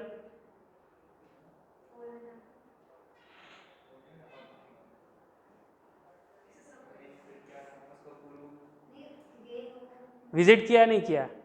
हाँ, अगर विजिट करोगे तो पता चलेगा कि गोल्डन टेम्पल का और जलियांवाला बाग का बिल्कुल वॉकिंग डिस्टेंस है, मतलब 2 या 4 मिनट का वॉक है। हाँ, तो वो वहाँ से जलियांवाला बाग में इकट्ठा होते हैं और फिर फाइनली वहाँ पे सारे, एक ही एंट्रेंस होता है, एंट्रेंस से सभी इकट्ठा हो जाते हैं और प्रोटेस्ट करने लगते हैं सरकार के अगेंस्ट। लेकिन तब तक जनरल डायर का कुछ और ही प्लान होता है। जनरल डायर अपनी फोर्स भेजता है और वो दरवाज़ा भी बंद करवा देते हैं और तब तक ब्रूटली गोलियां चलाई जाती हैं जब तक उनका एम्यूनेशन ख़त्म नहीं हो जाता। जो लोग भागने का ट्राई करते हैं उनको पकड़ पकड़ के मारा जाता है, कुछ लोग कुएं में कूद जाते हैं, उनको कुएं में गोलियां चलाई जाती हैं। अभी अगर आप वहाँ विज़िट करोगे तो वहाँ पे उन्होंने सारे बुलेट के मार्क्स पे वो ना पेंट किया हुआ है, सामने दिखता है कि हाँ यहाँ पे बुलेट लगी हुई है। तो मैं रिसेंटली गया था अभी कुछ 2-3 महीने पहले, तो मैंने देखा वो थोड़ा काफ़ी ख़राब लगता है आपको देख के कि कैसे कैसे ब्रूटली हमारे लोगों के साथ क्या क्या किया गया। तो हाँ, बदले से क्या होता है, एक आदमी को मार के बदला, और बदले की जब फीलिंग ही आ गई तो फिर सोसाइटी में काफ़ी वैल्यूज़ का करप्शन आ ही जाता है। फाइनली इंडिया उनसे डिमांड कर रहा है कब से कि जलियांवाला बाग पे आप हमें अपोलोजाइज़ करें। तो फाइनली 2019 में वो अपोलोजाइज़ नहीं करते, लेकिन एक फॉर्मल सी स्टेटमेंट लॉन्च करती है ब्रिटिश गवर्नमेंट कि हमें खेद है वहाँ पे ऐसा कुछ हुआ। ठीक है। तो फाइनली सरकार के अकाउंट्स के अकॉर्डिंग कुछ 370-80 लोग मरे होते हैं, लेकिन ऑफिशियली नॉन ऑफिशियली देखा जाए तो ऑलमोस्ट कुछ 1400-1500 डेथ्स हुई हैं वहाँ पे। और पूरा इन्वायरमेंट ख़राब हो जाता है पंजाब में। फाइनली गांधी जी ट्राई करते हैं कि अब कुछ कंक्रीट करना पड़ेगा। सरकार पे प्रेशर डाला जाता है कि कमीशन बिठाएं और कुछ इंक्वायरी करें जनरल डायर को बर्खास्त करने के लिए। तो फाइनली हंटर कमीशन बनाई जाती है,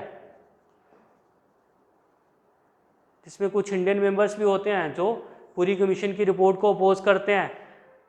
हंटर कमीशन से पहले ही ब्रिटेन में लोग काफ़ी फंड वगैरह इकट्ठा करते हैं और इनके जनरल डायर के एक्शन को काफ़ी प्रेज करते हैं, जिससे इंडिया में सेंटीमेंट काफ़ी हाई हो जाते हैं। और फाइनली हंटर कमीशन की रिपोर्ट भी आती है जो ऐसा कुछ कंडेम नहीं करती कि हमने कुछ गलत किया है, लेकिन हाँ जनरल डायर को रिमूव कर दिया जाता है। और अभी सिचुएशन आ गई है कि अभी कुछ कंक्रीट करना पड़ेगा। दूसरी साइड से खिलाफत इशू भी चल रहा है। 1919 में ट्रीटी ऑफ सेवरेस साइन की जाती है टर्की के साथ, और ब्रिटिश सरकार उनको सपोर्ट देने से मना कर देती है, या फिर खलीफा को वो टेरिटरी नहीं देते, एरिया पूरा डिवाइड कर लेते हैं। तो फाइनली डिसाइड होता है कि अब तो नॉन कोऑपरेशन मूवमेंट लानी ही पड़ेगी। जो इन्होंने ब्रूटैलिटी की हुई है, तो कांग्रेस लाना चाहती है नॉन कोऑपरेशन मूवमेंट, मुस्लिम लीग को लानी है खिलाफत मूवमेंट। तो गांधी बीच में बनते हैं कॉमन चैनल, कांग्रेस को ट्राई करते हैं कन्विंस करने के लिए कि हम खिलाफत नॉन कोऑपरेशन मूवमेंट लेके आएंगे। मेन इशू इसमें एक ही है, वो है तिलक नहीं चाहते कि पॉलिटिकल और रिलीजियस इशू को मिलाया जाए, लेकिन तिलक की भी डेथ अगस्त 1919 में आई थिंक हो जाती है। और फिर उसके बाद गांधी जी सोल लीडर बन जाते हैं मूवमेंट के, और गांधी जी की पॉपुलैरिटी भी उस टाइम पे काफ़ी अच्छी होती है। तो फाइनली इशू काफ़ी ज़ोर पकड़ लेता है, और नागपुर सेशन में कांग्रेस डिसाइड कर लेती है कि अब हमारा गोल है Swaraj with non constitutional means. नहीं, 1920 में।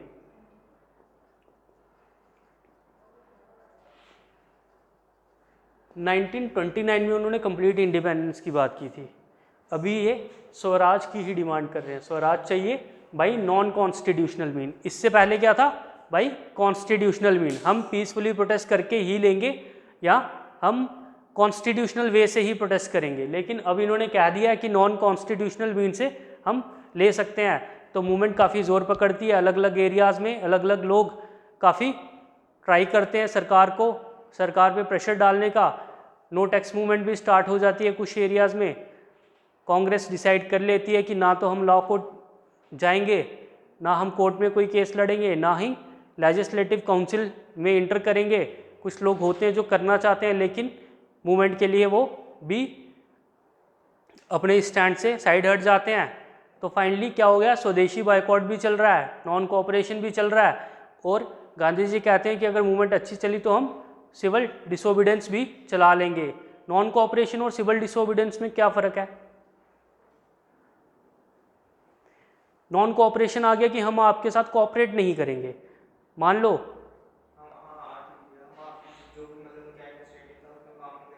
हाँ, सब कुछ छोड़ देंगे, आपके कोर्ट्स हैं, हम नहीं लड़ेंगे कोर्ट में जाके अपने केसेस, हम आउट ऑफ कोर्ट सेटलमेंट कर देंगे, हम अपनी पंचायत सेटल करेंगे, हम अपने कोर्ट केसेस पंचायत में सेटल करेंगे। आपके स्कूल्स हैं, हम नहीं करेंगे आपके स्कूल ज्वाइन, हम अपने स्कूल बनाएंगे, वहाँ पे अलग से एजुकेशन लेंगे। आपके सरकारी दफ्तर हैं, हम नहीं करेंगे सरकारी दफ्तर ज्वाइन, हम खेतीबाड़ी करके अपना गुजारा कर लेंगे। तो ये था नॉन कोऑपरेशन। और फिर इससे ज़्यादा एक्सट्रीम है सिविल डिसोबीडेंस। सिविल डिसोबीडेंस क्या है कि सिविल लॉ का डिसोबे करना, कि हम आपके सिविल लॉज नहीं मानेंगे। फॉर एग्जांपल टैक्स देना एक लीगल लॉ है, आपको देना पड़ेगा, नहीं देंगे। और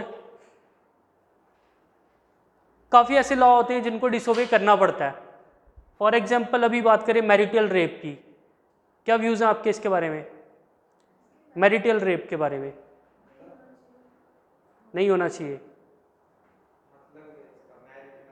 मैरिज के बाद अगर आपको कभी भी इंटीमेट कांटेक्ट चाहिए अपनी वाइफ के साथ या अपने हस्बैंड के साथ, स्पेशली वाइफ के साथ, तो आपको कंसेंट लेना पड़ेगा. If she is not willing then you are not allowed to do anything. हाँ हाँ. तो क्या व्यूज़ हैं आपके इसके बारे में? हाँ, ये तो होता ही है, वैसे होता है, नहीं होना चाहिए ना. आपको मैरिज से किसी की प्राइवेसी हार्म करने का कोई राइट नहीं मिलता. वुमेन किसी मेल की प्रॉपर्टी नहीं है. उसके पास राइट होता है, हाँ राइट टू मतलब उसके उसकी मर्जी होती है वो मैरिज कर सके नहीं कर सके, हाँ है ना? उसको करनी चाहिए फिर मैरिज. हाँ, मतलब आपका कहना है कि अगर मैरिज कर ली फिर उसका कोई कंसेंट का कोई रोल नहीं है. रिस्पेक्ट होती है वुमेन की, ये हाँ वो करते हैं, लेकिन फर्स्ट तो वुमेन को मैरिज नहीं करनी चाहिए, सीधा काम करते हैं. कुछ करके बहुत खराब होते हैं ना, वो फंसा देते हैं प्यार में फिर. अब उनके पास अरे it's like not that, it's like कि after marriage sometime you are हाँ, विलिंग. वो मैं हाँ, यू आर नॉट विलिंग. हाँ मैं दोनों हेल्थ बातें इश्यूज होते हैं, बहुत कुछ होता है. हाँ, मतलब वुमेन अगर आपकी वाइफ बनती है तो वो आपकी प्रॉपर्टी नहीं बनती, ठीक है ना. वो इंडिविजुअल है अलग से, उनके अलग से राइट हैं. तो फिलहाल इस पे लॉ आने वाला है, मुझे लगता है आने वाले 1-2 साल में हमारे CGI कुछ ना कुछ कर ही देंगे फाइनली. हाँ, लिव इन रिलेशन पे आया था 2018 में राजस्थान कोर्ट का जजमेंट कि live in relations led to concubine life of a women, कि वुमेन्स को कॉन्क्यूबाइंस बना के रखते हैं. कॉन्क्यूबाइंस इन द सेंस कि जैसे दो it's too derogatory to use but yes रखेल टाइप. तो वुमेन्स के मेल्स के पास सभी राइट हैं लेकिन फीमेल्स के पास कोई राइट नहीं है. तो ओवरऑल ऐसा है कि मतलब लिव इन रिलेशन में आपके पास बाकी सब कुछ है लेकिन कोई भी कंपल्शन नहीं है. जब भी आप चाहो तोड़ सकते हो विदाउट किसी राइट के. हाँ, तो आपको हाँ कि अब मैं अपना पार्टनर चेंज करना चाह रहा हूँ then you are allowed to go please. बिल्कुल वाइफ एंड हस्बैंड की तरह है ना, वो आपकी म्यूचुअल अंडरस्टैंडिंग है कि कैसे रहते हैं. तो ब्रेकअप कर देते हाँ, फिर ब्रेकअप. हाँ, लिव इन रिलेशंस बहुत कॉमन है. जो UPSC वाले दिल्ली जाते हैं उनमें थोड़ा ज़्यादा कॉमन है. फिलहाल हम चलते हैं अपने टॉपिक पे. कहाँ पे थे हम? हंटर कमीशन, जलियांवाला बाग और फाइनली नॉन कोऑपरेशन में काफ़ी गांधी जी प्रमोट करते हैं और कहते हैं कि अगर 1 साल तक आप ऐसे ही सरकार को परेशान करते रहे तो within a year Swaraj आ जाएगा. लेकिन 1 साल भी हो जाता है, स्वराज भी नहीं आता, उधर से खिलाफत इशू भी. स्वराज मतलब सेल्फ रूल, इनडायरेक्टली कि हमारे लोग ही रूल करेंगे, ब्रिटिशर्स के कंट्रोल में रहेगा लेकिन इनडायरेक्टली रूल हमारा ही रहेगा. कि जैसे पार्लियामेंट में मेजॉरिटी हमारी होगी, मेजॉरिटी नहीं मैक्सिमम लोग ही हमारे होंगे लेकिन ओवरऑल हम ब्रिटिश सरकार के कंट्रोल में रहेंगे. ठीक है, तो वो था स्वराज. अलग अलग डेफिनेशन थी अलग अलग बंदे के लिए, इन्होंने कुछ डिफाइन किया ही नहीं था स्वराज है क्या. ठीक है, तो हर कोई अलग अलग सोचता था. तिलक सोचते थे कि स्वराज है कि कुछ सेल्फ रूल टाइप का, अरविंदो को सोचते थे कि ये कंप्लीट इंडिपेंडेंस है और बाकी सोचते थे some form of self government. ठीक है, कि कुछ ना कुछ हमें भी मिनिस्टर्स बना दिया जाए तो ये स्वराज है. ठीक है, तो फाइनली 1 साल भी हो जाता है, ना ब्रिटिश सरकार मानती है और ना स्वराज आता है. खिलाफत इशू भी कहीं ना कहीं ख़त्म होने पे आ गया है क्योंकि उस टाइम पर ऑटोमन एम्पायर डिक्लाइन हो चुका होता है और जो ब्रिटिशर्स ने करना होता है एम्पायर को डिवाइड उन्होंने कर दिया होता है और खलीफा को वैसे ही रिमूव कर दिया जाता है और टर्की को एक सेकुलर कंट्री घोषित कर दिया जाता है. अब कुछ इशू बचा नहीं है खिलाफत में, अभी मूवमेंट वैसे भी डाउनफॉल पे चलने वाली है. तो फाइनली होता क्या है कि 5 फरवरी 1922 में चौरी चौरा एक गांव है गोरखपुर में, वहाँ पे कुछ वायलेंट इवेंट होता है कि कुछ लोग प्रोटेस्ट कर रहे होते हैं हाई प्राइजेस के लिए और फिर लिक्वर बैन के लिए. तो पुलिस वाले उन पे गोलियाँ चलाते हैं. फाइनली प्रोटेस्ट वायलेंट हो जाता है, पुलिस स्टेशन में जाते हैं, आग लगा देते हैं लोग, और जो पुलिस वाले भागने का ट्राई करते हैं उनको पकड़ पकड़ के आग में फेंक देते हैं। तो फाइनली गांधी जी इस इवेंट से काफ़ी नाराज़ होते हैं और पूरे मूवमेंट को बंद कर देते हैं। काफ़ी जो यंग नेशनलिस्ट होते हैं काफ़ी परेशान होते हैं इस इवेंट से कि गांधी जी को ऐसा नहीं करना चाहिए था। जैसे नेहरू और बोस, इस इवेंट के बाद कहीं ना कहीं यंग नेशनलिस्ट की एंट्री हो जाती है कांग्रेस में। अभी वो आने वाले 5-7 साल बाद टॉप लीडरशिप एक्वायर कर लेंगे। 1929 आते आते नेहरू एक अच्छे स्ट्रॉन्ग लीडर बन जाते हैं और 1939-40 में बोस के पास प्रेसिडेंटशिप की पोजीशन होती है, कांग्रेस के प्रेसिडेंट होते हैं वो। इससे पहले हमने देखा काफ़ी एल्डर लोग, मॉडरेट्स वाले, जैसे दादा भाई नौरोजी, ठीक है, सभी बड़े बड़े लोग, उनके पास प्रेसिडेंटशिप जाती थी जिनकी एज 60-70 में भी होती होगी। अभी ये नेहरू वगैरह के पास जाएगी और जिनकी, नेहरू और बोस, जिनकी एज हार्डली 30-35 के आसपास होगी। तो यंग लीडर्स के पास कहीं ना कहीं लीडरशिप जाने का स्टार्ट हो जाता है। सभी कहते हैं कि गांधी जी को नहीं करनी चाहिए थी, लेकिन गांधी जी ने मूवमेंट बंद कर दी, क्यों?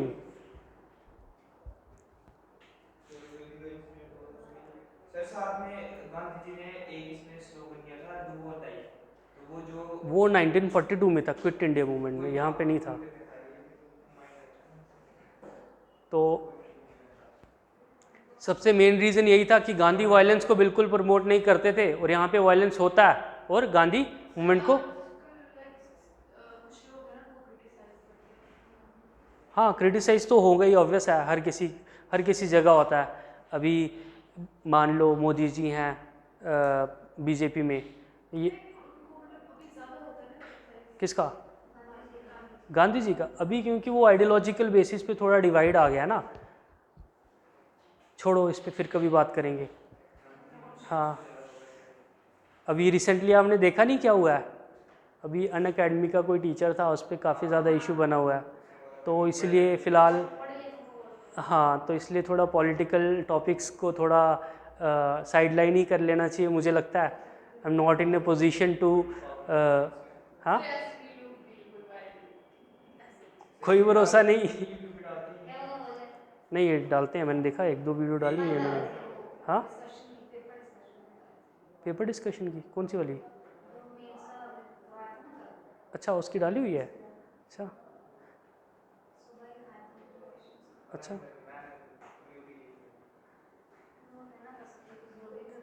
एक्चुअली मैंने इनको पहले ही कहा था कि नहीं डालोगे, लेकिन इस बार इन्होंने मेरा कंसेंट लिया ही नहीं।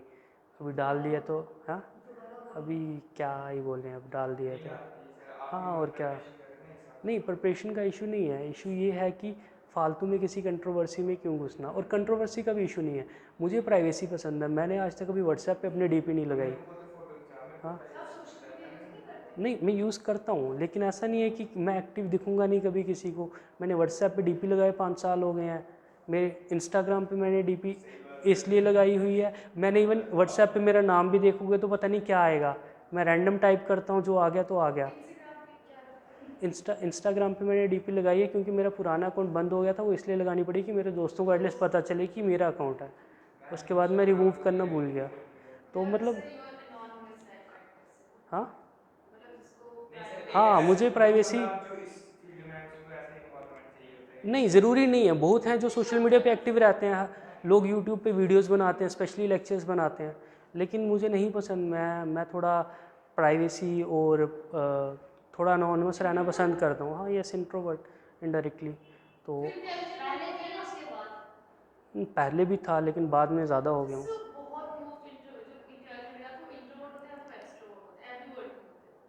नहीं, मैं तो मतलब आपके साथ इंटरेक्ट कर रहा हूँ मैं, बाकी मेरे को 2-2 महीने हो जाते हैं लाइब्रेरी में मेरे साथ लोग जो बैठे हैं, कभी बात ही नहीं हो पाती, कभी स्टार्ट नहीं करता मैं। बहुत रेयर है कि मैं कभी किसी को हेलो तक बोलूँगा, बहुत रेयर है। हाँ, यस, बहुत ज़्यादा। मुझे लगता है लोग क्या बात कर रहे हैं ये। हाँ, आप कम बोलते हो। नहीं, मतलब ठीक है, अच्छा बात करना चाहिए, लेकिन अभी ये है कि हर किसी का अपना बिहेवियर होता है। ऐसा नहीं है कि हाँ, जो बात करते हो बहुत गलत बात करते हैं या उनको नहीं करनी चाहिए, लेकिन हाँ, सभी का अपना अपना है। करनी चाहिए बात, अच्छा है। और इंट्रोवर्ट होना मुझे लगता है मेरे लिए नेगेटिव गया, क्योंकि मेरे इंटरव्यू में मार्क्स इसी वजह से कटे हैं और मेरा नहीं हो पाया ये इसी वजह से है। और मैं इसी वजह से वापस आया हूँ कि मैं थोड़ा खुद को एक्सप्रेसिव बना पाऊँ, कि नेक्स्ट टाइम मेरे को ये चीज़ फेस नहीं करनी पड़े। अगर आप इंट्रोवर्ट नहीं हो, आप बात करते हो तो बहुत अच्छा है, लोगों से इंटरेक्ट करना चाहिए। लेकिन जो आप काफ़ी सालों से जैसे रह रहे हो तो वो चेंज करना एक दिन में बहुत मुश्किल है। अगर नहीं, ज़्यादा बोलने से नहीं करते, लेकिन ये है कि हाँ, फालतू जैसे आप बोलते हो वो बहुत करते हैं हाँ हाँ, तो थोड़ा ना थोड़ा जितना वो पूछते हैं उतना ही बोलना है, उससे ज़्यादा उनको कोई मतलब नहीं है। ठीक है, कहाँ पे थे हम? बहुत ज़्यादा हो गया। सिविल डिसोबीडेंस। तो फाइनली चौरी चौरा में गांधी ने मूवमेंट रिमूव कर दी। और क्यों कर दी? क्योंकि एक तो वायलेंस हुआ था और गांधी वायलेंस के टोटल अगेंस्ट थे। दूसरी बात, एक मास मूवमेंट को ज़्यादा देर तक आप सस्टेन नहीं कर सकते। ठीक है, लोग एक लिमिट तक ही अपनी चीज़ें सेक्रीफाइस कर सकते हैं, उसके बाद लोग नहीं करते। 1 साल ऑलरेडी हो गया है, गांधी जी ने कहा था 1 साल में स्वराज मिलेगा, स्वराज तो मिला नहीं है अभी, ऊपर से हो रहा है वायलेंस। गांधी जी ने कहा स्वराज तो नहीं मिलने वाला, चुपचाप निकल लो, फालतू में बाहर डाल दो इस पे चौरी चौरा पे और मूवमेंट को विड्रॉ कर लो। ठीक है, और चौरी चौरा के बाद गांधी जी को कर लिया जाता है अरेस्ट, 1922 में लगाया जाता है उन पे सेडिशन। तो इससे आपका क्वेश्चन बन जाता है कि सेडिशन है क्या, और बहुत ही इंपॉर्टेंट क्वेश्चन है सेडिशन का। ऑलमोस्ट हर दिन न्यूज़पेपर में आता है, हर दिन नहीं तो हर तीसरे दिन तो आता ही आता है।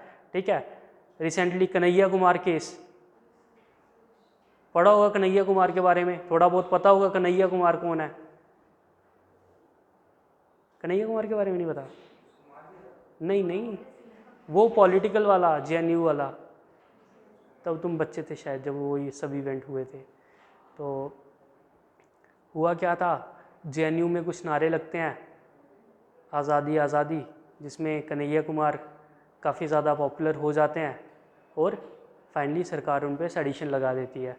अभी वो कांग्रेस के मेन लीडर हैं बिहार में, बिहार से इस बार एमपी की इलेक्शन भी लड़ेंगे। स्टूडेंट लीडर हैं, ऑलमोस्ट 35 ईयर्स के होंगे। तो हाँ, सेडिशन का मतलब है कि आप सरकार के अगेंस्ट काम कर रहे हो, देश के अगेंस्ट काम कर रहे हो, आप सरकार को टॉपल डाउन करना चाहते हो, सरकार को गिराना चाहते हो, वही वायलेंट मीन। आप सरकार के अगेंस्ट कुछ काम कर रहे हो तो इस पर काफ़ी कंट्रोवर्सी होती है।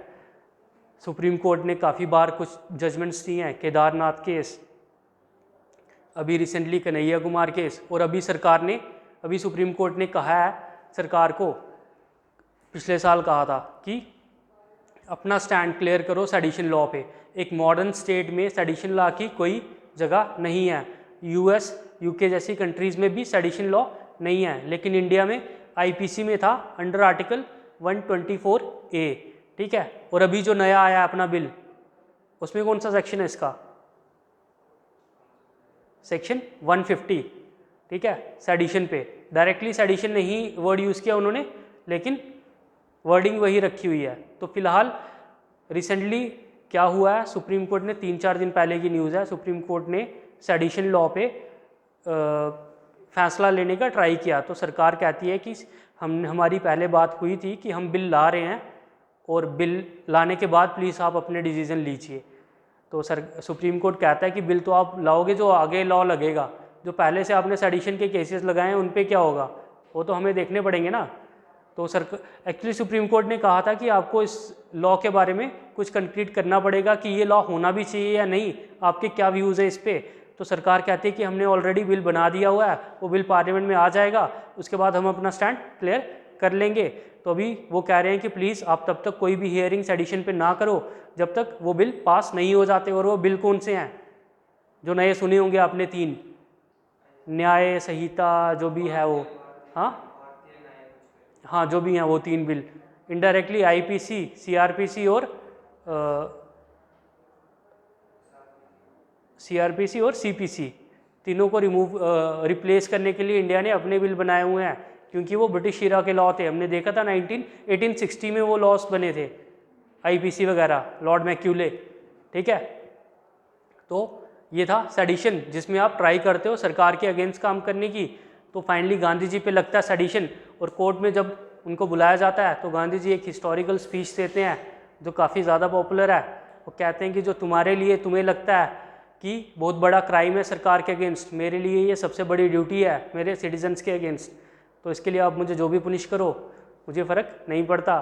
गांधी जी को फाइनली जेल हो जाती है कुछ 6 साल की, लेकिन 1924 में उनको छोड़ दिया जाता है। लेकिन गांधी जी के जेल में जाने के बाद कांग्रेस कहीं ना कहीं फिर डिवाइड की कगार पे आ जाती है, कोई सेंट्रल लीडरशिप नहीं है और इलेक्शन सर पे है। तो पहले डिसाइड हुआ था कि हम लोग इलेक्शन नहीं लड़ेंगे,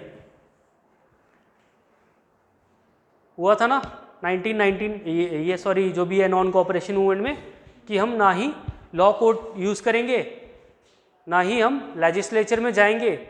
लेकिन अब इलेक्शन आ गई है, जो उस टाइम पे मेंबर्स जिन्होंने मान लिया था, जो चाहते थे कि हमें लेजिस्लेचर्स में जाना है, लेकिन उस टाइम पे उन्होंने मूवमेंट के लिए मान लिया कि हम नहीं जाएंगे। अब फाइनली कोई भी मूवमेंट नहीं चल रही है तो वो लोग फाइनली चाहते हैं कि अब हमें इलेक्शन लड़ने दी जाए। तो कांग्रेस पार्टी 2 भाग में डिवाइड हो जाती है, स्वराजिस्ट और नॉन स्वराजिस्ट।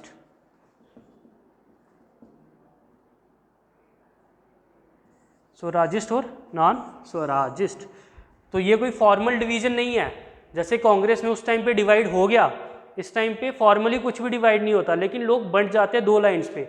स्वराजिस्ट जो कहते हैं कि हम इलेक्शन लड़ेंगे, नॉन स्वराजिस्ट कहते हैं कि हमें इलेक्शन नहीं लड़नी, हमें कंस्ट्रक्टिव प्रोग्राम ज्वाइन करना है।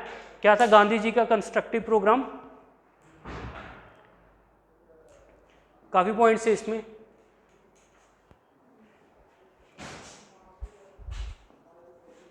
हिंदू मुस्लिम यूनिटी, हमें हिंदू मुस्लिम यूनिटी के लिए काम करना है।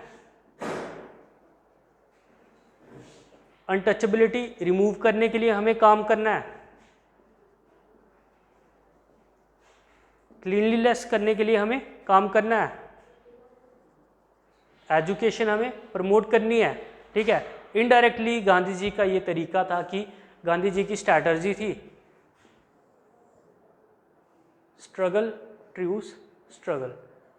क्या है स्ट्रगल ट्रूस स्ट्रगल? पहले स्ट्रगल होगी, फिर कुछ लीप पीरियड आएगा और फिर मान लो ये आ गया स्ट्रगल वाला फेस, ये वाला, ये आ गया ट्रूस वाला फेस इतना, और फिर यहाँ से फिर से स्ट्रगल स्टार्ट हो जाएगी, ठीक है। एक टाइम पे वो स्ट्रगल करते थे, मान लो 1920 में स्ट्रगल की उन्होंने, मास मूवमेंट 1920 से 30 तक उनका ट्रूस फेस था। वो लोगों में प्रमोट करते थे अपनी वैल्यूज़ और लोगों को मास मूवमेंट के लिए तैयार करते थे। और फिर 1930 से उन्होंने फिर मूवमेंट की, कौन सी? Non cooperation. तो अगर आप ट्रेंड देखें गांधी जी का, हर 10 साल के बाद उनको मूवमेंट करनी ही है। 1920 में मूवमेंट की, 1930 में मूवमेंट की और 1942 में क्विट इंडिया मूवमेंट। तो इनडायरेक्टली स्ट्रगल ट्रूस स्ट्रगल। तो फाइनली ट्रूस फेस में क्या होगा? हिंदू मुस्लिम यूनिटी प्रमोट करेंगे, खादी प्रमोट करेंगे, अनटचेबिलिटी रिमूव करने का ट्राई करेंगे, सोसाइटी में जो भी इश्यूज हैं उनको उन पे काम करेंगे, लोगों के बीच जाके काम करेंगे, आश्रम्स खोलेंगे, ठीक है, जिससे लोगों में कहीं ना कहीं वो वननेस की फीलिंग आए और जब मास मूवमेंट स्टार्ट हो तब सभी इकट्ठे होके लड़ें। लेकिन फाइनली हुआ क्या?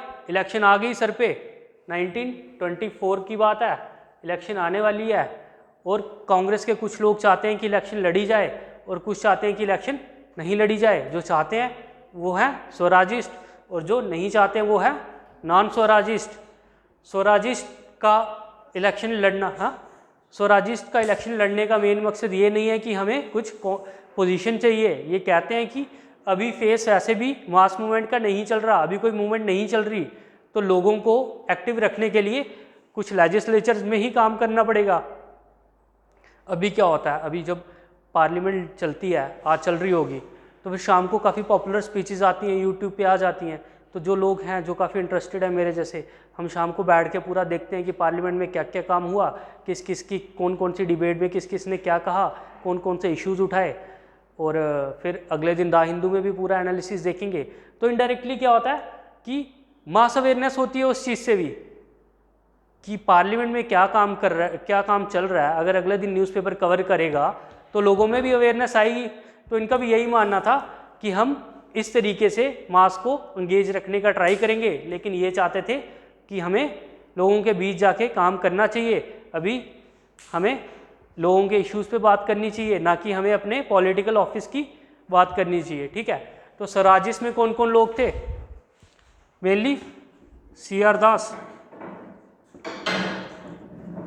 मोतीलाल नेहरू, अजमल खान,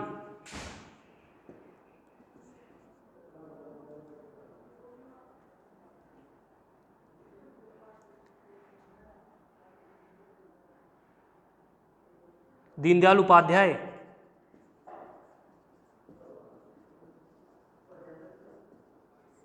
तो ये कुछ लोग थे जो स्वराजिस्ट थे। और नॉन स्वराजिस्ट में पटेल, राजेंद्र प्रसाद, इस टाइप के लोग। ठीक है, ये मोतीलाल नेहरू कौन है? उनके फादर। ठीक है, तो ये चाहते हैं इलेक्शन लड़ना, तो फाइनली 1922 से 1924 तक इनका यही स्ट्रगल चलता है। और 1924 में गांधी जी बाहर आते हैं। गांधी जी चाहते नहीं है कि इलेक्शन लड़े, लेकिन वो ये भी नहीं चाहते कि कांग्रेस फिर से डिवाइड हो, क्योंकि वो ऑलरेडी देख चुके हैं सूरत स्प्लिट के बाद कि डिवाइड से क्या होता है। 1907 से ऑलमोस्ट 1915-16 तक कोई भी एक्टिविटी नहीं हुई। ऑलमोस्ट 7-8 या 10 ईयर्स देख लें तो टोटल वो कोलैप्स फेज था इंडियन नेशनल मूवमेंट का, जिसमें मिलिटेंट नेशनलिस्ट ही कुछ ना कुछ कर रहे थे, बाकी कांग्रेस के एंड से या पॉपुलर एंड से कुछ भी नहीं हुआ। ठीक है, तो फाइनली गांधी कहते हैं कि अगर वो लोग नहीं मानते तो हमें उनको लड़ने देना चाहिए with in the Congress fold. तो अगर क्वेश्चन आता है कि स्वराजिस्ट जो थे वो कांग्रेस से अलग हो गए थे, तो बिल्कुल भी नहीं, वो कांग्रेस के अंदर ही लड़ रहे थे, कांग्रेस के अंदर ही उन्होंने स्वराजिस्ट पार्टी बनाई थी। ठीक है, तो ये इलेक्शन लड़ते हैं और काफ़ी प्रोपेगेंडा चलाते हैं सरकार के अगेंस्ट कि इलेक्शन में क्या होता है, आपको कैंपेनिंग करनी पड़ती है। कैंपेनिंग में आपको वोट मांगना है, वोट मांगने के लिए आपको कुछ ना कुछ तो बोलना पड़ेगा। तो ये ब्रिटिश सरकार के अगेंस्ट काफ़ी चीज़ें बोलते हैं कि ब्रिटिश सरकार हमें कहीं ना कहीं इम्पोवरिश करना चाह रही है। अगर वो हमें सेल्फ रूल देने का ट्राई भी कर रही है किसी तरीके से, तो भी मेन कंट्रोल उसके पास ही है। वो कहीं ना कहीं हमारे लोगों को गरीब कर रही है, हमारी इंडस्ट्री को ख़राब कर रही है, हमारी इंडस्ट्री डेवलप नहीं होने दे रही। तो फाइनली ये लोग काफ़ी अच्छे से अच्छी सीटें लेके आते हैं और अच्छी सीटें लाने के बाद लेजिस्लेचर में इंटर हो जाते हैं। लेकिन इंटर होने के बाद 1924, 25 में 2-3 इवेंट होते हैं, मेनली हिंदू मुस्लिम राइट्स।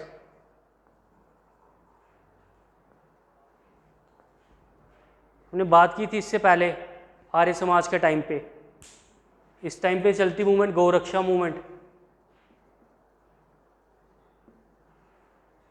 और घर वापसी मूवमेंट। हमने देखा था ना आर्य समाज के टाइम पे कि 1923-24 में वो रिकन्वर्ट करना चाहते हैं, जो हिंदूज कन्वर्ट होते हैं मुस्लिम्स में, उनको रिकन्वर्ट करने का ट्राई कर रहे होते हैं। क्या नाम था उसका मूवमेंट का, याद है किसी को? तो आर्य समाज के टाइम पे हमने पढ़ा था कि 1920s में मूवमेंट चलती है जिसमें आर्य समाज क्या करता है, हिंदू जो कन्वर्ट्स हैं उनको वापस रिकन्वर्ट करने का ट्राई करते हैं।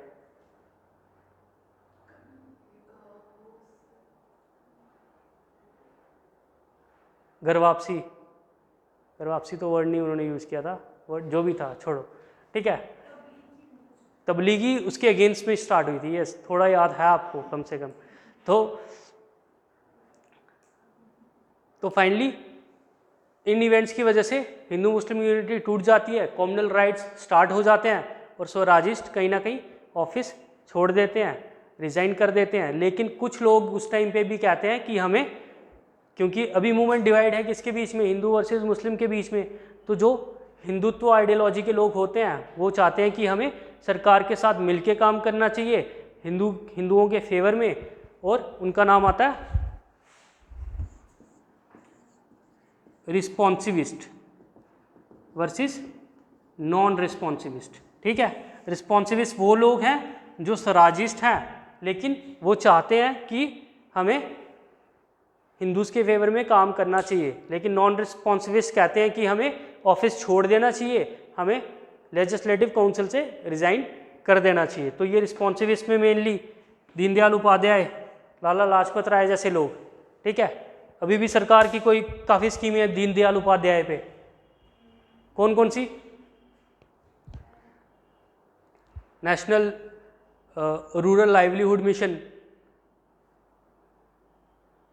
और भी काफ़ी हैं, ठीक है। जब पढ़ोगे तो आपको पता चल जाएगा, क्योंकि ये कहीं ना कहीं प्रेजेंट रजीम के आइडियोलॉजी के थे। तो सरकार ऑलमोस्ट सभी उन लोगों के नाम को प्रमोट कर रही है आज के टाइम पे, ठीक है। श्यामा प्रसाद मुखर्जी हो गया, जैसे वो जनैनी नाश्री टनल, उसका नाम श्यामा प्रसाद मुखर्जी टनल है। अभी जो हिमाचल में उसका नाम अटल टनल है। नहीं, ये बड़ा चनैनी वाला बड़ा है। तो ये था स्वराजिस्ट और नॉन स्वराजिस्ट। तो फाइनली ये काउंसिल से छोड़ देते हैं और गांधी जी की मूवमेंट ज्वाइन करते हैं।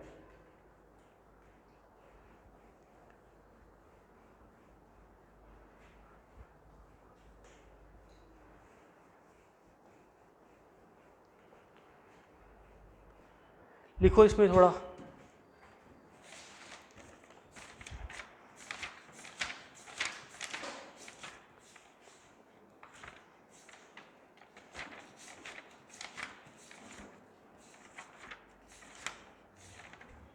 एक कंसेप्ट हम भूल गए, Gandhi's theory of trusteeship.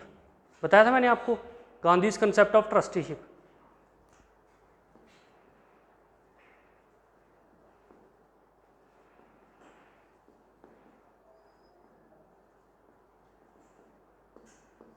Ahmedabad mill strike के बारे में हमने पढ़ा। आज के टाइम पे क्या होता है, ऊपर बैठा हुआ है कैपिटलिस्ट और नीचे हैं वर्कर्स। वर्कर्स को मिलती है सैलरी, ठीक है, और प्रॉफिट जाता है सारा कैपिटलिस्ट के पास। तो वर्कर्स की कंडीशन क्या है, कितनी इनह्यूमन कंडीशन है वर्कर्स की, कि अगर कोई फैक्ट्री में काम कर रहा होगा, ना ही उसके पास सेफ्टी गियर्स होंगे पहनने के लिए। मशीन, अगर किसी मशीन के साथ भी काम करना है तो बेयर हैंड से करना पड़ेगा। अभी या फिर वहाँ की कंडीशन भी, इन्वायरमेंट भी अच्छा नहीं होगा, वेंटिलेशन अच्छी नहीं होगी, और उनकी सैलरी भी इतनी कम होगी कि वो अपने बच्चों को भी अच्छे से पढ़ा नहीं सकते, ना ही उनके पास कोई हेल्थ इंश्योरेंस है। लेकिन महाराज ऊपर बैठ के सारा प्रॉफिट इकट्ठा कर रहे हैं, और प्रॉफिट इकट्ठा करके एंटीला बना रहे हैं, और फिर उसके बाद प्राइवेट चॉपर में घूमेंगे, है ना, और फिर कहीं दूसरी कंट्री में जाके कोई नया प्रोजेक्ट खोलेंगे, है ना, वहाँ पे रिसोर्स एक्सप्लॉइट करेंगे। सरकार इनको और एक्सप्लॉइट करने के लिए एक्स्ट्रा सब्सिडीज़ भी देती है, प्रोडक्शन लिंक्ड इंसेंटिव स्कीम्स, पढ़ा होगा कुछ। इंडिया में प्रोडक्शन करोगे, स्पेशली मेक इन इंडिया को प्रमोट करने के लिए प्रोडक्शन लिंक्ड इंसेंटिव स्कीम्स लाई गई हैं। इंडिया में प्रोडक्ट जितना प्रोड्यूस करते हो, अगर उससे ज़्यादा प्रोड्यूस करोगे तो आपको कुछ 6% आपको इंसेंटिव मिलेंगे। इनडायरेक्टली कैपिटलिस्ट आज के टाइम पे हम वर्ड यूज़ नहीं करते हैं। कैपिटलिस्ट मेनली वो जब मार्क्स का टाइम था उसने काफ़ी ज़्यादा प्रमोट किया। आज के टाइम पे यहाँ तो इंडस्ट्रियलिस्ट कहते हैं, ठीक है, या एंटरप्रेन्योर कहते हैं, ठीक है। तो जो इनडायरेक्टली फैक्ट्री को मिलता है, ठीक है, तो फैक्ट्री को मिलेगा तो मिलेगा किसको, जो ओनर है उसको मिलेगा, या शेयर होल्डर्स है उनको मिलेगा, ठीक है। आज के टाइम पे तो ये लिमिटेड पार्टनरशिप वाला आ गया ना, या पब्लिक पार्टनरशिप टाइप का। तो क्या होता है, शेयर होल्डर्स होते हैं, तो शेयर होल्डर के बीच में डिवाइड होता है थोड़ा बहुत जो भी, लेकिन जिसके ज़्यादा शेयर होंगे उसके पास ज़्यादा प्रॉफिट जाएगा।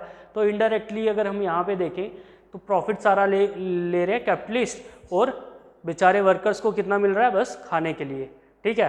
तो मार्क्स का यही कहना था कि प्रॉफिट है क्या, प्रॉफिट है वो सरप्लस जो वर्कर्स ने प्रोड्यूस किया है, लेकिन वर्कर को मिला नहीं, कैपिटलिस्ट ने रख लिया।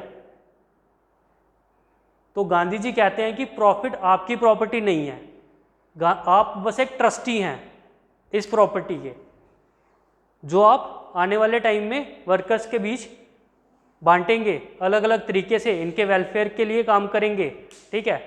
जब मार्क्सिज्म थोड़ा प्रमोट होने लगा, उसके बाद काफ़ी चीज़ें बदली इंडस्ट्रीज़ में।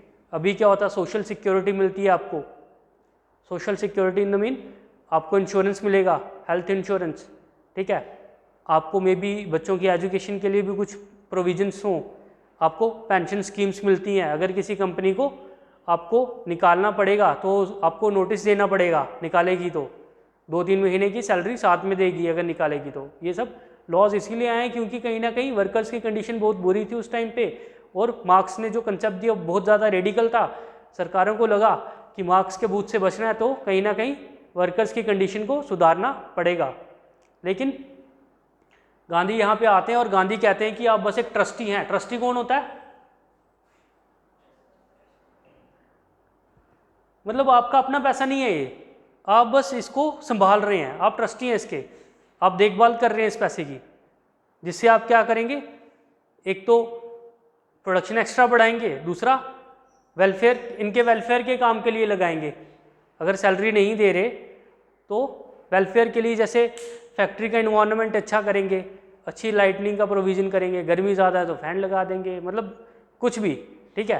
तो फाइनली गांधी कहते हैं, ये है Gandhi is concept of trusteeship, कि आप कंपनी के ट्रस्टी हैं या जो भी प्रॉफिट है उसके ट्रस्टी हैं, जो आप यूज़ करेंगे वेलफेयर के लिए। लिखिए Gandhi is concept of trusteeship.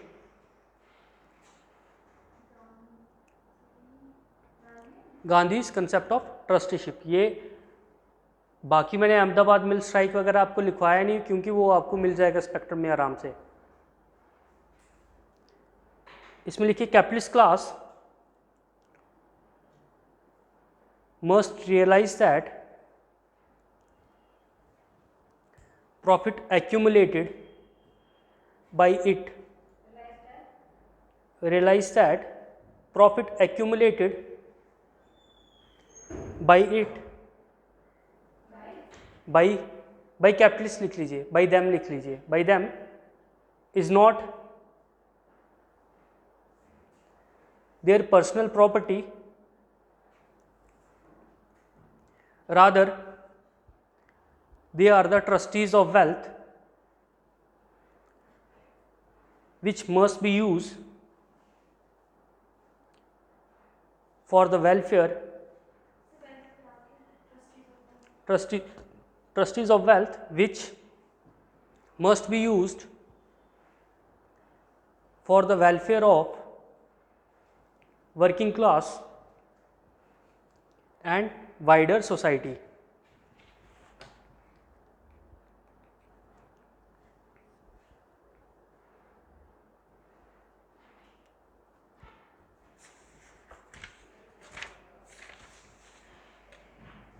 Next लिखिए significance of Gandhi's initial movements in India. Significance of Gandhi's initial movements in India, bracket में लिख देना वो चंपारण वगैरह। Initial movements in India, Champaran, Kheda और चंपारण, खेड़ा और अहमदाबाद मिल स्ट्राइक। तो क्या सिग्निफिकेंस थी इसकी?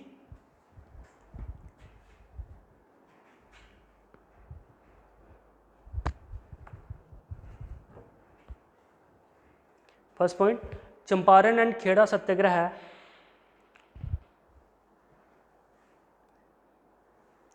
Enabled Gandhi Ahmedabad mill strike. Champaran and Kheda Satyagraha enabled Gandhi to build a mass base for Congress, to build a mass base for Congress, mass base for Congress amongst AMONGST, amongst Indian peasantry by directly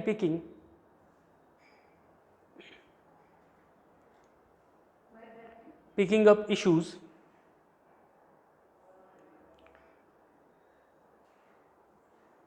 affecting the peasants. by directly picking up issues affecting the peasants. Full stop. However,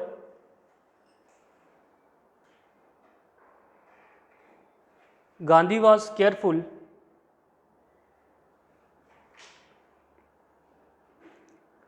not to antagonize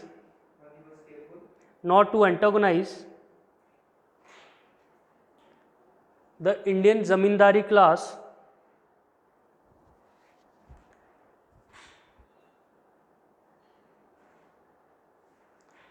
and did not advocate its overthrow.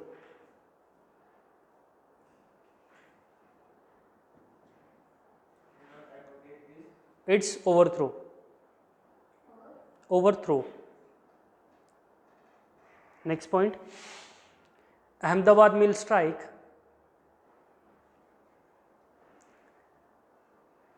aimed to build a mass base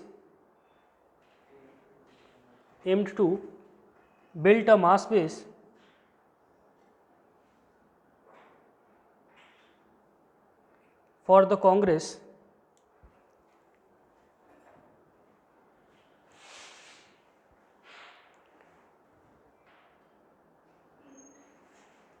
aimed to build a mass base for the Congress among the working class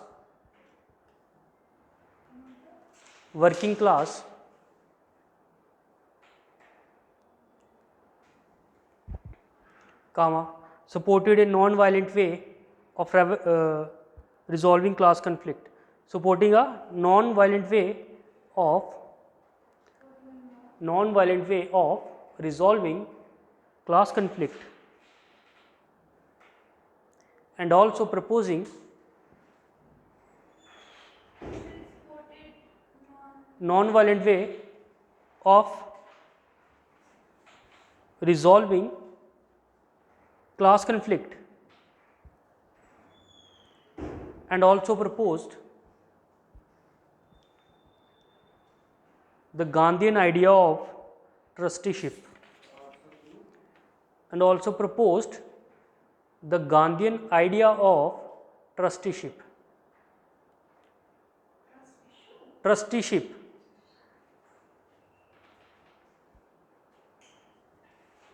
Next लिखिए. Thus the initial Gandhian struggles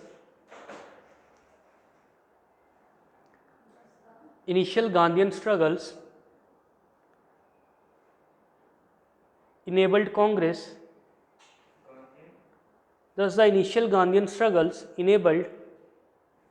Congress to acquire a stronger mass orientation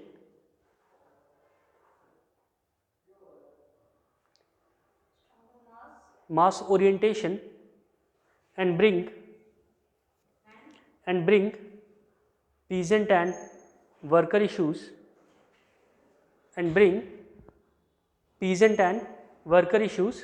into the mass struggle, या फिर into the national movement लिखिए.